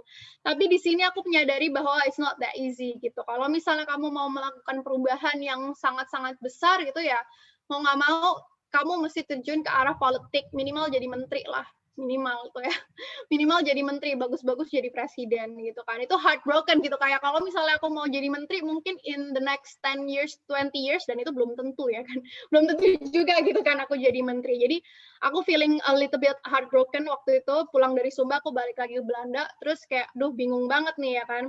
Nah, di situ aku mulai mikir gitu, apa ya yang bisa aku lakukan gitu, selain aku mesti ngerubah policy di renewable energy di Indonesia gitu. Dan di Belanda itu kita itu sampah dipisah-pisah. Jadi waktu itu aku tinggal di sebuah apartemen di lantai 3, terus nggak ada liftnya. Jadi kalau mau bawa sampah turun, ada truk nge-pick up itu kita harus bawa satu trash bag gede dan itu berat banget gitu. Dan aku sama suamiku kayak suka kayak lu dong yang turunin, lu dong gitu, kayak nggak mau karena berat banget gitu. Di situ aku jadi sadar loh, kenapa kok sampah aku banyak banget ngomongin sustainability, ngomongin apa sih namanya sustainable living, ngomongin renewable energy, tapi di sampahku tuh kok banyak banget gitu barang-barang. Di situ aku mulai sadar, oh ya plastik itu kan dari fossil fuel ya, dari minyak bumi gitu. Berarti untuk melakukan suatu hal yang berdampak positif ke lingkungan itu bukan nggak perlu ya, kalau bisa bagus, tapi minimal tuh bisa dari rumah, karena kita itu presiden dari rumah kita sendiri ya. Kalau misalnya kalian ngekos, ya kosan kalian itu kan kalian atur gitu ya. Ini ibaratnya kalau kamu udah mandiri ya, udah tinggal sendiri tuh you are the policy maker of your own house gitu. Ini beda cerita kalau kalian masih tinggal sama orang tua ya kan, tapi kebetulan waktu itu aku udah tinggal bersama suami, jadi biasanya kalau para istri bikin policy itu suaminya nurut biasanya. Jadi waktu itu kayak oh plastik tuh benar-benar dari fossil fuel ya. So what if kalau kita bisa ngurangin plastik gitu? Berarti bisa jadi secara aksi kita secara kolektif itu bisa mengurangi konsumsi minyak bumi di seluruh dunia gitu. Waktu itu aku sesimpel itu mikirnya. Dan ditambah fakta waktu itu aku akhirnya ketika aku berusaha mengurangin plastik, changing my lifestyle gitu ya, aku menemukan fakta-fakta baru bahwa orang-orang di Jakarta itu membuang sekitar 7.000 ton sampah ke TPA setiap hari. 7.000 ton sampah itu segede apa? Segede sebanyak 1.400 gajah. Jadi kalau teman-teman melihat gajah di kebun binatang itu dikali 1.400, tapi itu adalah sampah gitu ya. Nah, sampahnya itu jangan dibayangin kayak sampah bersih yang bagus gitu ya. Sampah ini ya sampah kalau kalian lihat aja in general di depan rumah kalian kalau ada tukang sampah ngambil sampah tuh kayak gimana sih ya, bau bercampur terus letoy basah, pokoknya nggak menyenangkan sama sekali. Nah, itu tapi bentuknya kayak gunung, terus 7.000 ton dibuang setiap hari ke landfill, ke TPA kalau di Jakarta itu Bantar Gebang. Nah, di setiap kota itu banyak banget sebenarnya, masing-masing kota tuh biasanya punya TPA, tempat pembuangan akhir, yang sampahnya itu cuma ditumpuk-tumpuk, teman-teman, nggak diapa-apain, jadi ditumpuk aja, terus dikasih tanggul-tanggul gini, apa sih kayak undak-undakan gitu supaya nggak longsor, terus dikasih apa sih namanya kayak paranet gitu ya. Nah, ini tuh untuk mencegah ke longsoran gitu. Nah, TPA sendiri ini sebetulnya diprediksi kalau Bantar Gebang itu tahun 2021, which is tahun ini, sampai 2022 itu diprediksi akan penuh.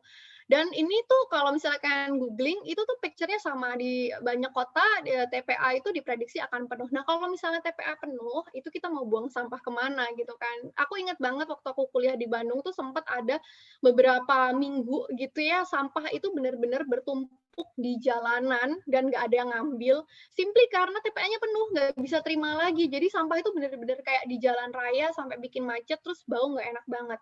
Kalau nggak salah di tahun 2018 juga pernah kejadian serupa itu terjadi di Jogja. Correct me if I'm wrong ya, kalau teman-teman tinggal di Jogja atau pernah tinggal di Bandung. Di Bandung tuh agak lama sih, waktu aku kuliah tahun 2010-2011 tuh pernah kejadian tuh TPA-nya penuh, jadi kayak truk-truk sampah itu benar-benar di jalanan aja gitu kayak annoying banget gitu.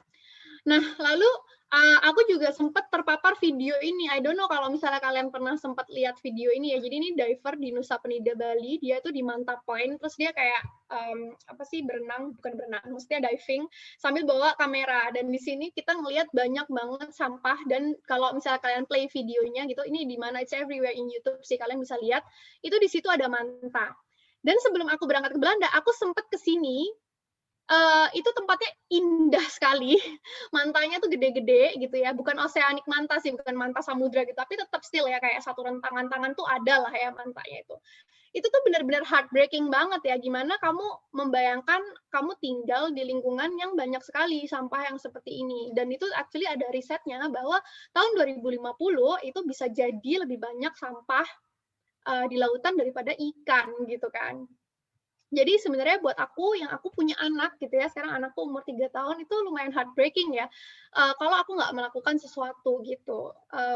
Aku kebetulan juga sama suamiku suka diving, terus kita kelihat kayak kalau kita ngelihatnya itu sampah kan what's so fun about diving kan, kalau misalnya kita ngelihatnya sampah instead of bermacam-macam ikan gitu ya di laut gitu. Jadi lumayan apa ya, wake up call lah waktu itu beberapa momen ini di dalam hidupku waktu itu. Sorry aku sambil ngecas biar nggak tiba-tiba mati. Nah, cuma waktu itu aku kayak bingung ya, kayak aduh aku pengen membantu tapi aku nggak tahu gimana, mulainya dari mana gitu ya. Akhirnya aku mulai menulis karena waktu itu emang aku suka menulis, aku suka sharing. Akhirnya aku start dengan bikin page Instagram namanya Sustaination dan blog post namanya sustaination.id. Itu sampai sekarang alamatnya masih sama, jadi teman-teman please give a follow and start from there. I think it's a good place to start, you know. Dan harapannya adalah untuk sharing perjalananku untuk mengurangi sampah itu di tahun 2018. Di situ aku juga ketemu sama Mbak Jenny. Ini sayang banget Mbak Jenny nggak ada. Nah Mbak Jenny ini salah satu mentor aku sebetulnya ketika aku bertransisi dari gaya hidup yang biasa-biasa aja, terus ke gaya hidup yang lebih ramah lingkungan. Ketika itu aku gabung komunitas yang diprakarsai sama Mbak Jenny tadi ya, namanya Zero Waste Nusantara. Mbak Jenny ini running kayak ada berapa WhatsApp grup gitu deh, dan itu tuh bener-bener ada apa ya, ada sesinya, ada sharingnya, dan teman-teman di situ tuh bener-bener semangat membagikan semangat itu dari gaya hidup ramah lingkungan. Di situ aku banyak sekali belajar dan makin semangat gitu, karena aku merasa nggak sendirian gitu untuk menjalani gaya hidup ini. Nah, along the way, ternyata teman-teman ini seneng gitu kan, karena dapat komunitas, dapat apa sih namanya, tulisan, ada Instagram. Ini merasa senang gitu karena tahu harus bagaimana memulai, di mana harus memulai, gimana apa what should I do gitu, gimana caranya aku melakukan ini semua gitu kan. Karena aku percaya small acts matters gitu, individual acts kayak kecil-kecil tapi kalau dilakukan secara kolektif itu in total sebenarnya itu impact-nya sangat besar sekali gitu kan. Nah, cuman waktu itu kayak aku suka ngerekomendasiin produk-produk kan, kayak ini alternatifnya kayak pembalut tuh alternatif produknya itu menstrual cup. If you don't know about menstrual cup, itu tuh kayak gini nih, ini cawan menstruasi, dia ini pengganti pembalut super eco-friendly karena kamu cuma punya satu dan bisa dipakai sampai 10 tahun. Ini adalah satu produk yang pertama kali aku jual di Sustaination, simply karena waktu itu aku melihat kayak nggak ada yang jual di Indonesia, harus impor, terus harus just tip, terus mahal banget waktu itu. Dan aku coba masukin produk ini ke Indonesia dengan harga yang sama kalau kamu beli di Eropa gitu. Dan turns out ternyata responsnya sangat-sangat positif. Waktu itu kan kayak, aduh orang Indonesia berani nggak ya pakai ini, kan soalnya dimasukin gitu kan di saluran cervix, jadi kayak tampon. Ini kan something that very unusual gitu loh untuk orang Indonesia kan. Tapi anyway, waktu itu aku cobain aja gitu. Dan ternyata responsnya lumayan positif. Dari situ banyak banget request yang teman-teman bilang ke aku, karena since 2018 sampai pertengahan 2019 tuh aku running Sustaination by all by myself. Jadi aku doang gitu, kayak project iseng-iseng aja gitu kan. Dan semua feedback itu langsung aku terima waktu itu. Dan banyak yang bilang kayak, ya udah jual produk yang lain dong supaya kita makin gampang gitu, karena susah nih nyari produk-produk ramah lingkungan. Dan dari situ akhirnya oke lah gitu, aku jadikan Sustaination ini sebagai all-in-one platform di mana tujuannya adalah untuk mengedukasi dan membantu teman-teman yang tadinya nggak ngerti, jadi minimal terpapar, kemudian ketika terpapar dia tahu harus berbuat apa, dan Sustaination hadir di situ untuk menemani perjalanan teman-teman untuk pelan-pelan beralih ke gaya hidup yang lebih sustainable. Gitu. Jadi we are here for you guys gitu ya. Dan apa sih Sustaination gitu kan? Tadi aku mungkin udah sebutin sedikit. Jadi kami tuh social enterprise ya, sebuah perusahaan yang kami tuh berfokus untuk memberikan dampak positif terhadap orang-orang, terhadap planet ya, dengan cara tadi memberikan platform yang berguna untuk saling sharing knowledge, saling sharing pengetahuan, untuk ngobrol bareng dan menyediakan produk-produk yang lokal, mostly lokal yang kami sudah kurasi. Ya, yang pastinya itu sustainable. Dengan mimpi untuk menjadi bagian gitu, untuk berkontribusi untuk membuat Indonesia ini menjadi sustainable nation. Makanya namanya Sustaination, itu tuh sebenarnya sustainable nation gitu ya. Nah, ya ini tahun 2018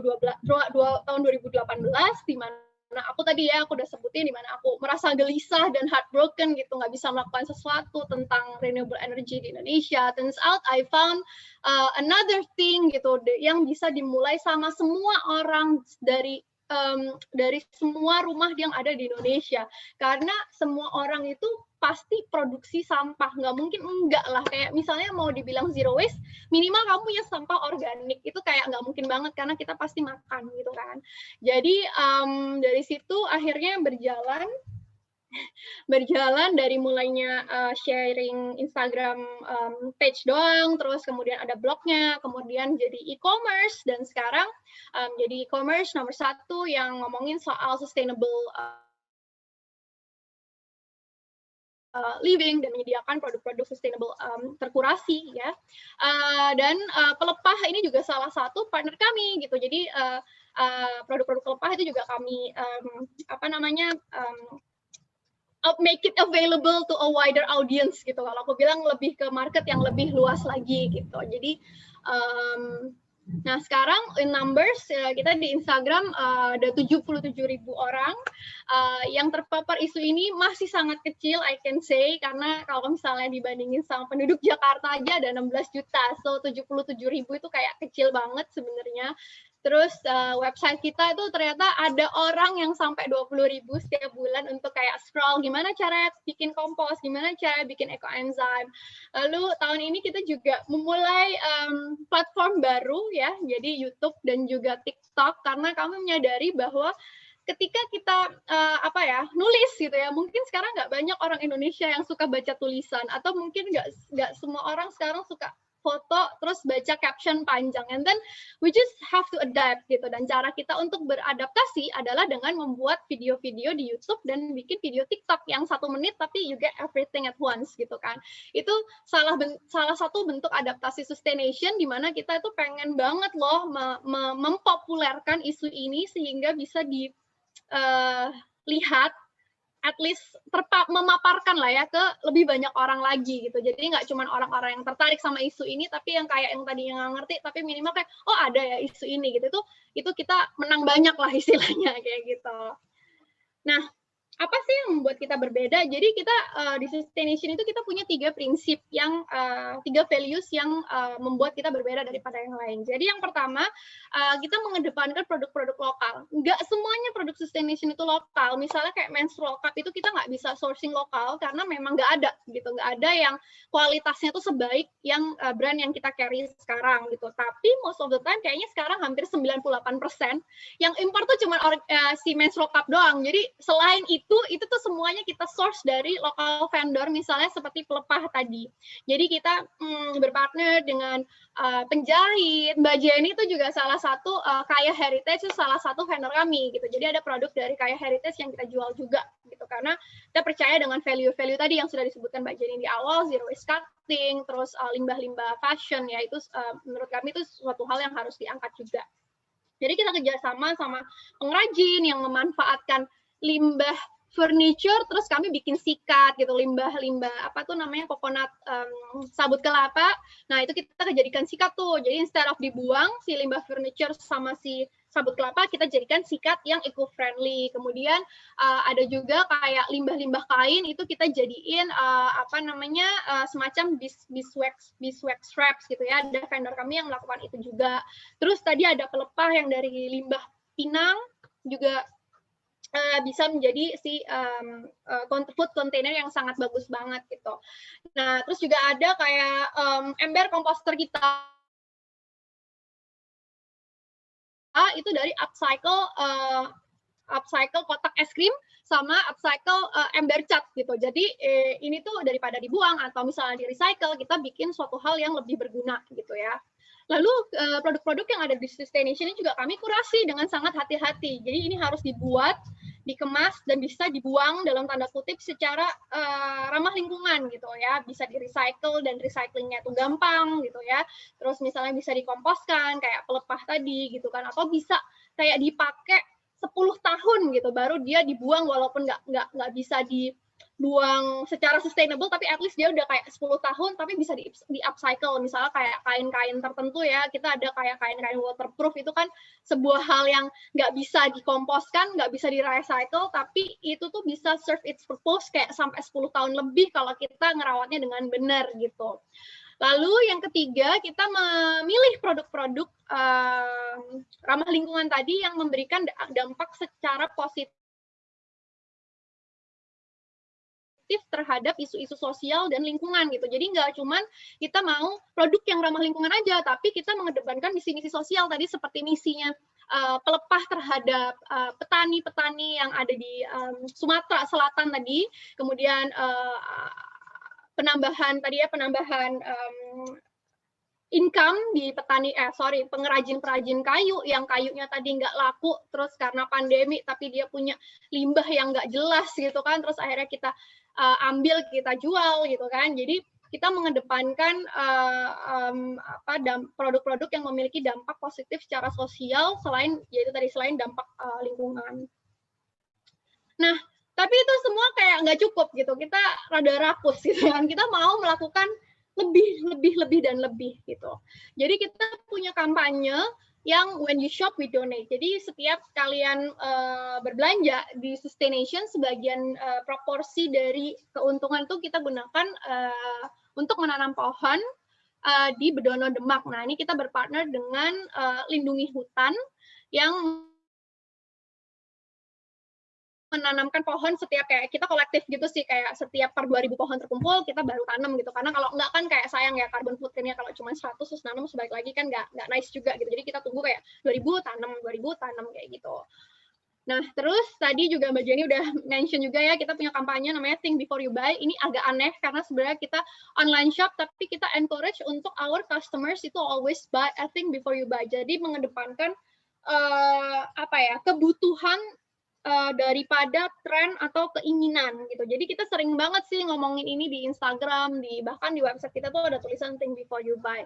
Ya, kalian benar-benar butuh nggak sih gitu, punya barang yang sama nggak sih, atau misalnya punya barang yang sama tapi rusak, atau bisa nyewa, atau bisa beli second hand gitu, atau apakah barang ini memberikan value yang baik terhadap kehidupan kalian, dan if yes, then please go ahead gitu. Tapi kalau enggak ya nggak usah gitu, nggak usah beli, dan we're okay with that gitu, karena memang the most sustainable things is the ones that you already have. Tadi kan juga udah dibilang ya sama Mbak Jenny gitu, apa yang ada di rumah kita itu sebenarnya benda-benda yang paling sustainable, karena kita mau beli barang yang sustainable pun itu perlu resources, perlu sumber daya untuk membuatnya. Jadi paling bagus sih kita pakai yang udah ada di rumah. Lalu kita punya kampanye juga namanya Cerita Kompas. Jadi ini kampanye kita lakukan mulai dari tahun lalu ketika pandemi ya kan. Itu kita sadar bahwa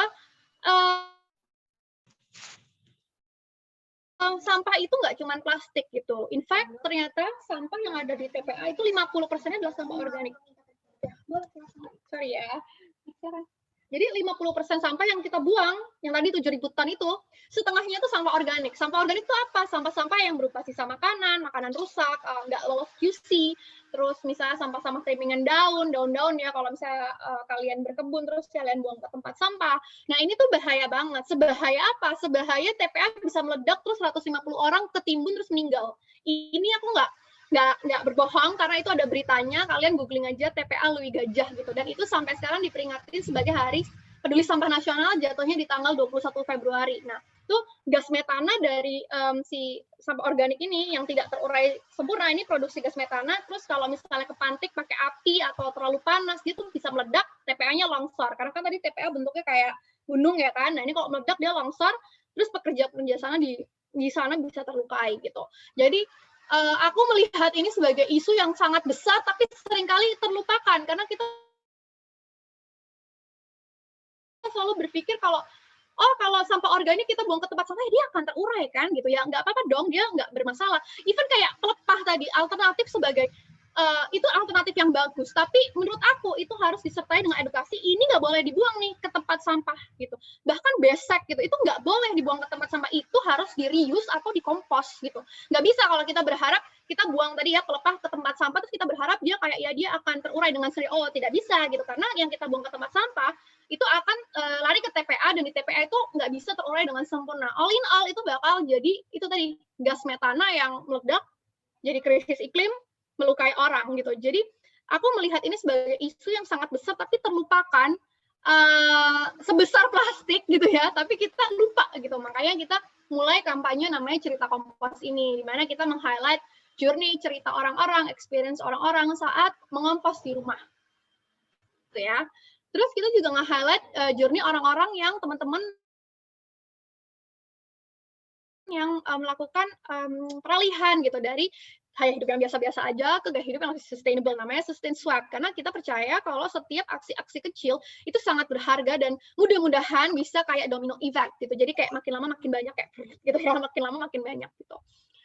Lalu kita juga mulai komunitas di Telegram gitu ya. Menurut aku kayak mungkin kalau komunitasnya Mbak Jenny tadi udah banyak banget orang-orang yang advance gitu. Nah, ini aku mulai lagi komunitas yang dari grassroots, yang newbie boleh ikutan gitu. Nah, ini kemarin kita mulai kick off di Maret. Sekarang karena puasa jadi nggak ada Coolgram ya, kuliah Telegram. Bilangnya ini aku yang ngisi sebulan sekali sih sebenarnya. Waktu itu sempat seminggu sekali. Kayak introductory gitu ya, introduction. Nah, sekarang karena puasa lagi berhenti dulu. Nah, mudah-mudahan setelah Lebaran kita bisa mulai lagi gitu. Jadi teman-teman bisa join juga gitu. Bisa join komunitas Mbak Jenny, bisa juga join komunitas Sustaination, sama aja. Kita semua we're all in this together. Nah, jadi kenapa sih ada Sustaination ini? Karena aku percaya, kita semua di Sustaination itu percaya bahwa access to sustainable products and services should be easy. Jadi harus mudah gitu loh. Sedangkan sekarang itu masih terbatas ya, terutama yang di kota-kota besar gitu. Jadi mungkin kedepannya bisa kita mudah-mudahan bisa expand sehingga bisa available nationwide di Indonesia. Begitu. Terus mungkin teman-teman kalau kayak aduh mulai dari mana, terus menurut aku ada 2 film di Indonesia yang bagus banget. Yang pertama ini Semesta, ini kayaknya masih available di Netflix. If you have one, kamu bisa nonton. Ini Semesta, ini kayaknya tahun lalu sebelum pandemi ini ya, tahun lalu sebelum pandemi dia launch. Terus yang sekarang lagi tayang di bioskop nih Pulau Plastik, ini hasil kolaborasinya Copernic dan beberapa institusi yang lain, aku nggak ingat, tapi di sini ada Kak Robina Fikula, ada Kak Tiza Mafira, ada Kak Prigi Arisandi. Ini bagus banget, kalian semua harus nonton kalau bisa. Ini available dari tanggal 22 April sampai 8 Mei. Aku kemarin baru ikutan premiernya, terus kebetulan aku dapet di bangku A1 tuh kayak di atas pojokan, terus kayak terseduh-seduh menangis, nggak bisa ngapa-ngapain. Pas udah selesai filmnya masih bengong doang nggak. Karena benar-benar sebagus itu dan se-heartbreaking itu sampai kamu nggak bisa berkata-kata gitu. Jadi kalau kamu punya kesempatan untuk menonton film ini di bioskop, please ajak seluruh keluarga, teman-teman yang banyak buat nonton ini karena benar-benar eye-opening filmnya. Jadi gitu aja, dan ini salah satu quote yang paling aku suka, the greatest threat to our planet is the belief that someone else will save it gitu. Jadi kan kayak nggak apa-apa kan udah ada Sustaination, dia do something about it, ada Mbak Jenny, ada Rengkuh gitu kan ya, tapi kita sendiri nggak ngapa-ngapain. So let's start from ourselves. Let's start small, let's start today. Karena ya itu tadi ancaman yang paling besar adalah ketika kita percaya bahwa orang itu melakukan sesuatu sementara kita tidak melakukan apa-apa. Segitu aja presentasinya, semoga nggak kepanjangan. So let's get in touch. Bisa follow Instagram, TikTok, YouTube-nya Sustaination. Bisa mulai dari sana, bisa ngobrol sama aku juga. Thank you so much. Silahkan aku kembalikan ke Januar. Thank you, Kak Tias. Keren banget atas pemaparannya tadi, menggebu-gebu ya. Ya ampun, aku kayak ilmu baru. Sorry banget, aku kayak marah ya? Enggak. Maksudku adalah keren banget gitu loh, Kak. Karena Kakak pengen banget nyeritain bahwa pengalaman Kakak untuk mencintai lingkungan gitu, untuk membuat Sustaination ini gimana sih susahnya dan juga gimana caranya gitu nanti. Nanti ya Kak, saya mau bacain dulu nih pertanyaan dari beberapa peserta. Mungkin ini karena tadi Kak Rengku duluan yang menyampaikan pemaparan, jadi ada beberapa pertanyaan dari peserta untuk Kak Rengku. Pertama dari Gilang Utomo, saya udah catat nih, seefektif apa styrofoam pelepah pinang ini Kak Rengku? Dan juga apakah pelepah pinang ini dibuat untuk wadah makanan dan minuman? Dan next ini agak nyambung sama pertanyaan dari Gilang, dari Zahra Kirana. Apakah pelepah juga mengembangkan produk lainnya yang juga mengganti produk yang sulit didaur ulang? Itu bisa langsung dijawab, Kak. Oke, thank you Yanwar. Ya, aku coba jawab dulu dari sisi fungsi dan teknis ya. Mungkin agak lebih teknis banget nih soalnya. Soal ketika mengkomparasi antara styrofoam dan pelepah pinang. Pertama, secara pengolahan yang kami lakukan, pelepah pinang ini tidak menggunakan kimia apapun.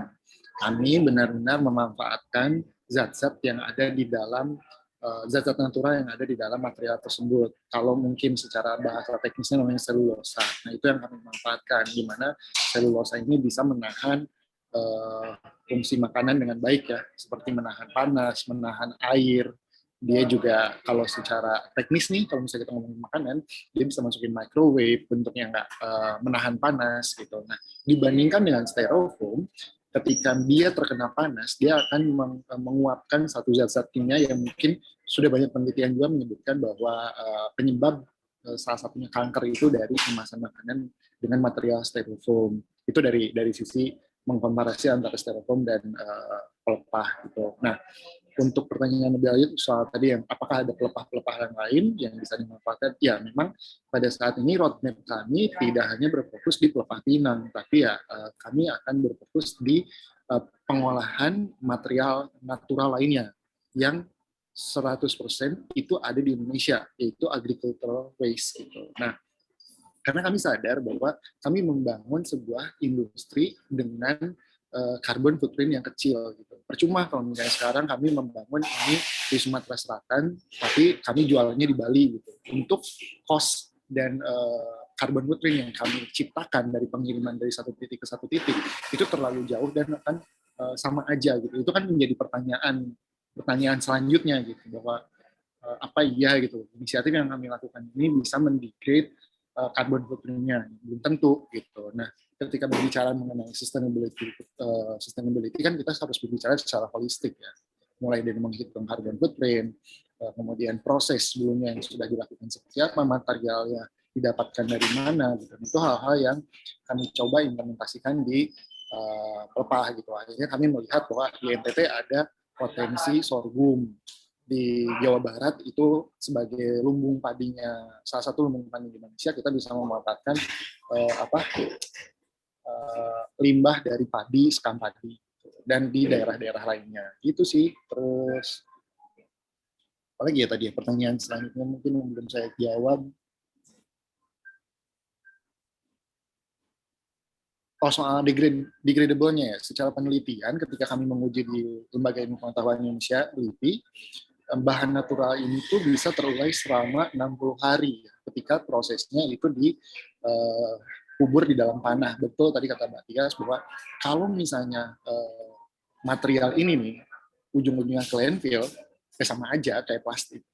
Karena kalau misalnya kita ngebuangnya dimasukin plastik, terus plastiknya dibuka, mau apapun material di dalamnya nggak bakal bisa terurai di landfill. Yang ada landfill hanya menjadi gunung gitu, dan saya udah melihat itu gitu dengan kondisi yang memang tidak akan menjadi solusi apa-apa kalau memang dari inisiatif masing-masing individu itu tidak memulai dari si personal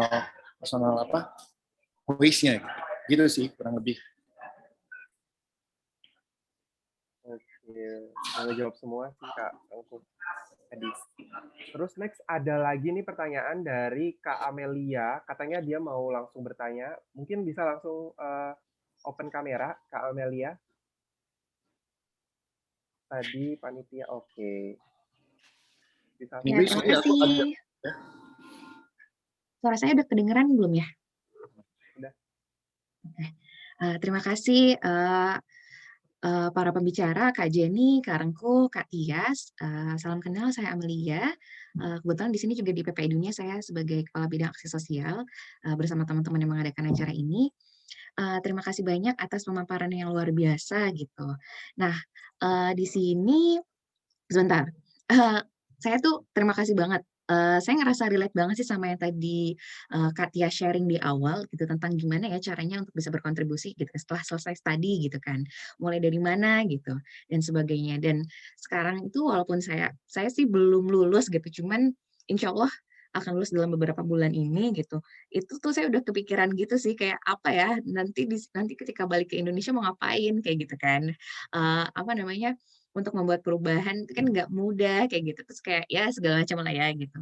Nah, dan saya juga, setuju banget gitu bahwa isu tentang lingkungan ini gitu, tentang sustainability itu perlu banget, disuarakan oleh lebih banyak orang gitu, dan perlu banyak kolaborasi agar isu ini jadi isu yang mainstream gitu.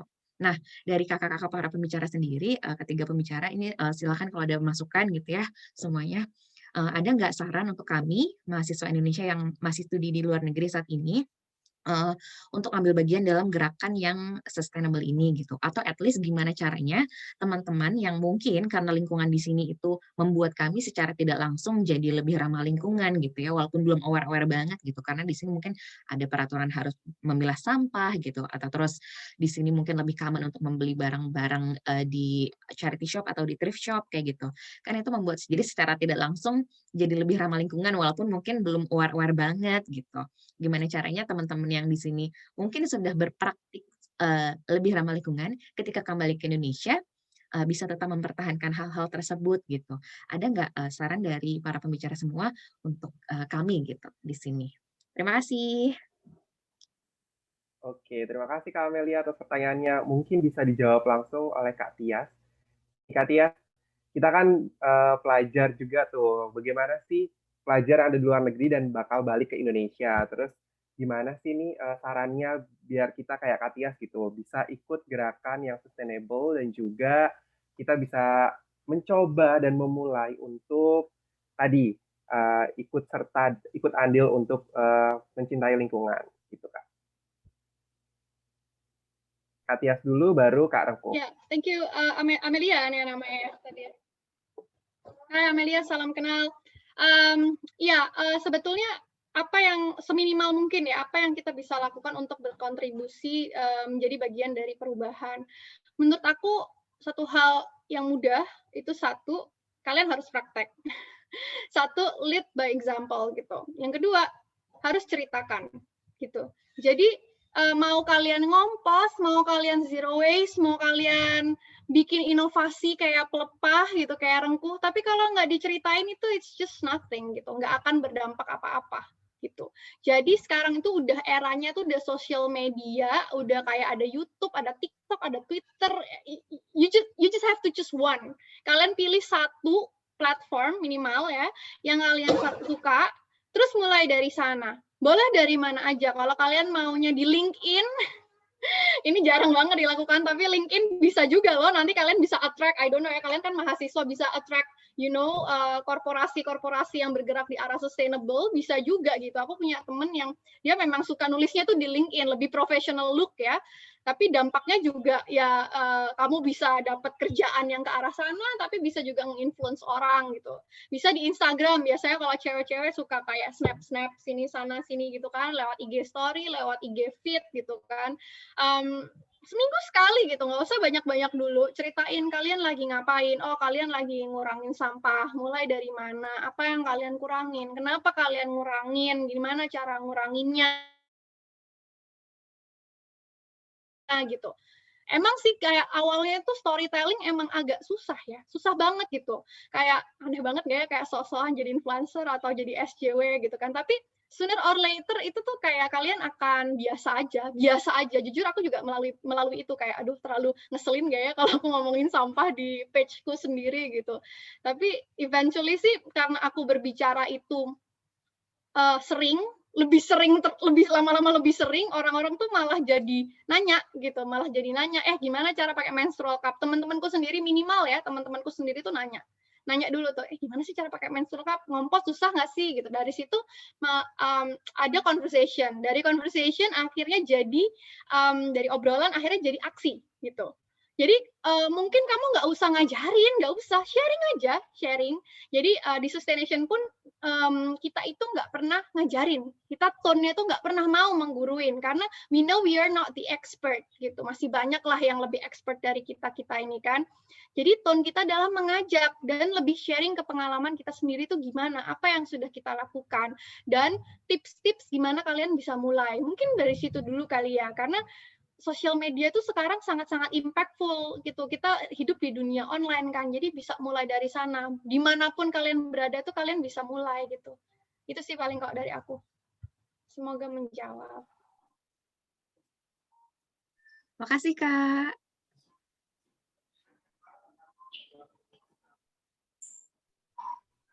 Oke, langsung Kak Rengkuh gimana nih Kak sarannya untuk Oke, kami? Mbak Amel, thank you banget nih pertanyaannya. Jadi kalau pengalamanku, salah satu inspirasi atau salah satu yang menggerakkan kami di Pelepah untuk menciptakan atau mengerjakan ini di Indonesia adalah ketika kita pulang dari India, sebetulnya di 2018. Waktu itu kita traveling ke India dan ada studi dan residensi di sana. Kemudian saya masuk ke salah satu pasar, dan di pasar itu ada kayak orang bagi-bagi makanan pada saat itu. Orang bagi-bagi makanan, dan pas saya lihat tuh kan karena karakter kultural di sana tuh vegan ya, banyaknya di India tuh gitu. Mereka nggak makan daging. Nah, ketika saya lihat mereka membagikan makanan tuh di piring dari daun. Gitu. Terus kalau berbicara tentang jorok-jorokan, di sana kan bukan berarti menyudutkan ya, di sana jorok banget gitu. Tapi semua sampah yang ada di sana benar-benar bisa terkompos dalam waktu singkat gitu, karena udah makanannya vegan, tempat makanannya juga ramah lingkungan, mereka tinggal dikumpulin, masukin, terus dikompos gitu. Sama satu lagi ketika saya minum minuman namanya lassi wala gitu, kalau itu minuman gelasnya dari gerabah yang sering banget kita temuin di Indonesia. Terus pas saya udah beres minum, saya mau balikin ke si pedagangnya, dia bilang pecahin aja. Kok dipecahin? Ya pecahin aja, orang jadi tanah, ntar juga bisa di grade gitu. Nah, dari sana kayak saya mikir, ini hal-hal yang belum bisa saya lihat ketika saya ada di Indonesia. Ketika Mbak Amalia dan teman-teman PPI sekarang sedang berkesempatan melihat apapun yang ada di negara-negara tetangga kita, negara-negara luar dari Indonesia, coba serap, dan Indonesia tuh kayak banget. Implementasiin dengan bentuk lain di Indonesia. Seperti yang saya bilang tadi gitu, saya ngelihat itu dari daun di awal di India, balik ke Indonesia saya ngelihat ini sebenarnya bisa lebih dari daun di Indonesia, mau apapun ada gitu, yang belum terolah dan secara nilai ekonominya itu masih nol gitu. Justru ketika kita menambahkan nilai ekonomi, ada impact lain yang akan keluar. Jadi serap dulu semua informasi, lihat semua sekeliling kita yang mungkin kadang kita lupa dengan kiri kanan kita tuh sebenarnya bisa menjadi solusi gitu dari manapun itu. Jadi bener tuh kayak ngelihat kiri kanan aja. Itu sih Bang ya. Iya sih, terima kasih banyak Kak Rengkuh. Jadi di sini juga harus nggak hanya fokus untuk belajar yang mata kuliah yang kita ambil, tapi kayak benar-benar harus peka juga apa yang pelajaran-pelajaran lain yang bisa kita petik gitu ya. Luar biasa, makasih Kak.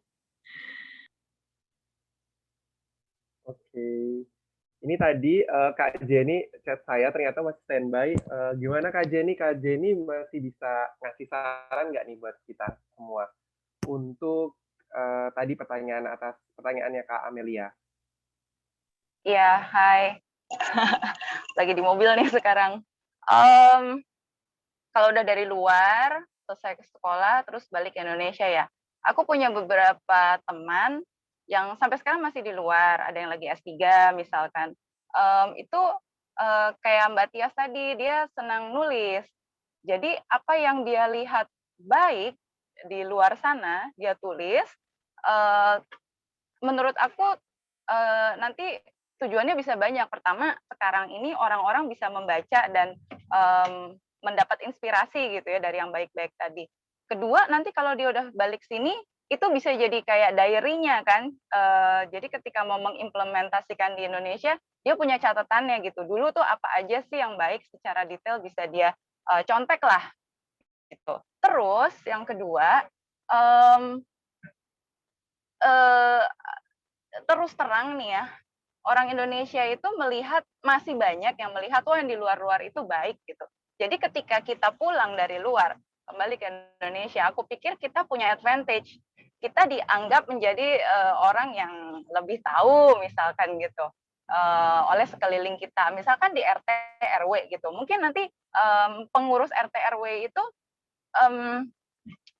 akan lebih percaya pada kita kalau kita memberikan masukan. Kita bisa bilang, ya mungkin kita harus pelajari lah ya, gimana ngomongnya supaya halus, supaya jangan kesannya sombong, gue dari luar loh, ini di luar tuh kayak begini, kita harus nyontek. Enggak seperti itu, tapi kita harus bisa masuk gitu ke dalam organisasi tersebut dan kita beri informasi bahwa ini ada contoh yang baik yang bisa kita implementasikan di Indonesia. Itu. Yang ketiga adalah join a community. Jadi kan tadi kita udah terbiasa hidup sustainable di luar, tapi nanti begitu sampai Indonesia kan takutnya luntur gitu kan ya, ke bawah lingkungan.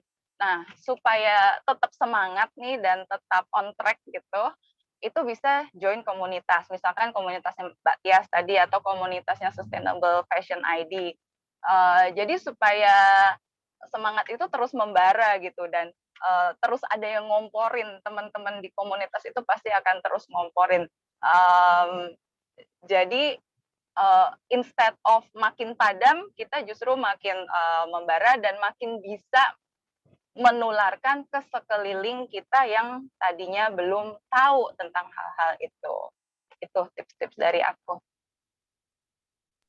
Makasih Kak Jenny. Iya juga Sama-sama, benar banget sih. Amelia.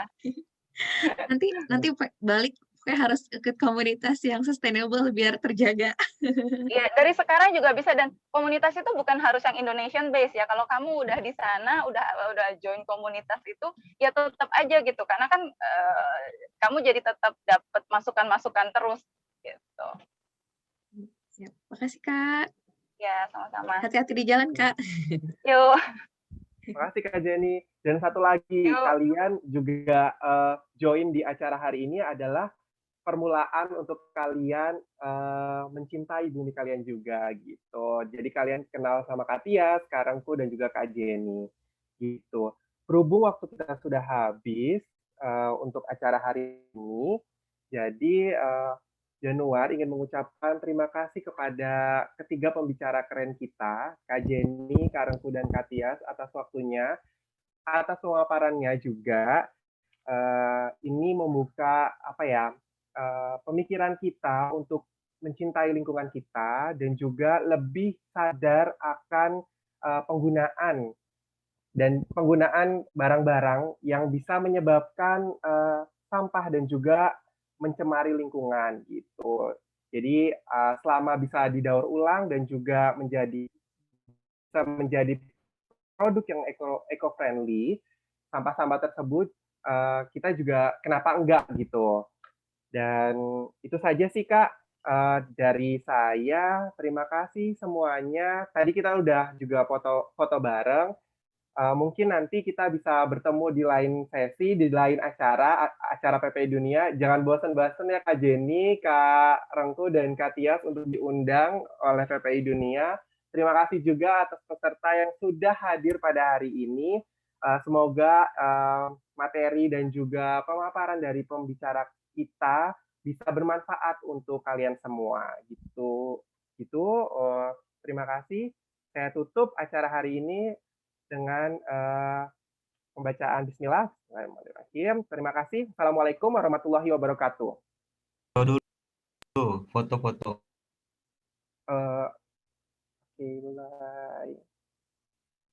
Foto-foto. Terima kasih semuanya, sehat semua. Belum foto. Thank you Januar, thank you teman-teman semua. Kakak-kakak semua. Tadi udah Kak Adi. Oh, udah oke siap. Lancar-lancar studinya. Jangan lupa balik ke Indonesia. Makasih kakak-kakak semuanya, sehat-sehat semuanya. Bye.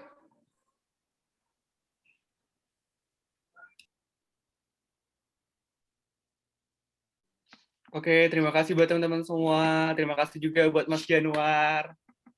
Kak Amel, Mas Adi. Terima kasih teman-teman, makasih Januar, makasih Adit, makasih Farah, makasih Santika, Santika, Farah. dan teman-teman semua. Oke, gimana nih? Selamat melanjutkan aktivitasnya ya teman-teman semua. Sorry guys, gak enak Dadah. badan. Tadi Mungkin Adi hostnya belum bisa, foto ya? siapa? Ini tadi ada yang minta foto bareng.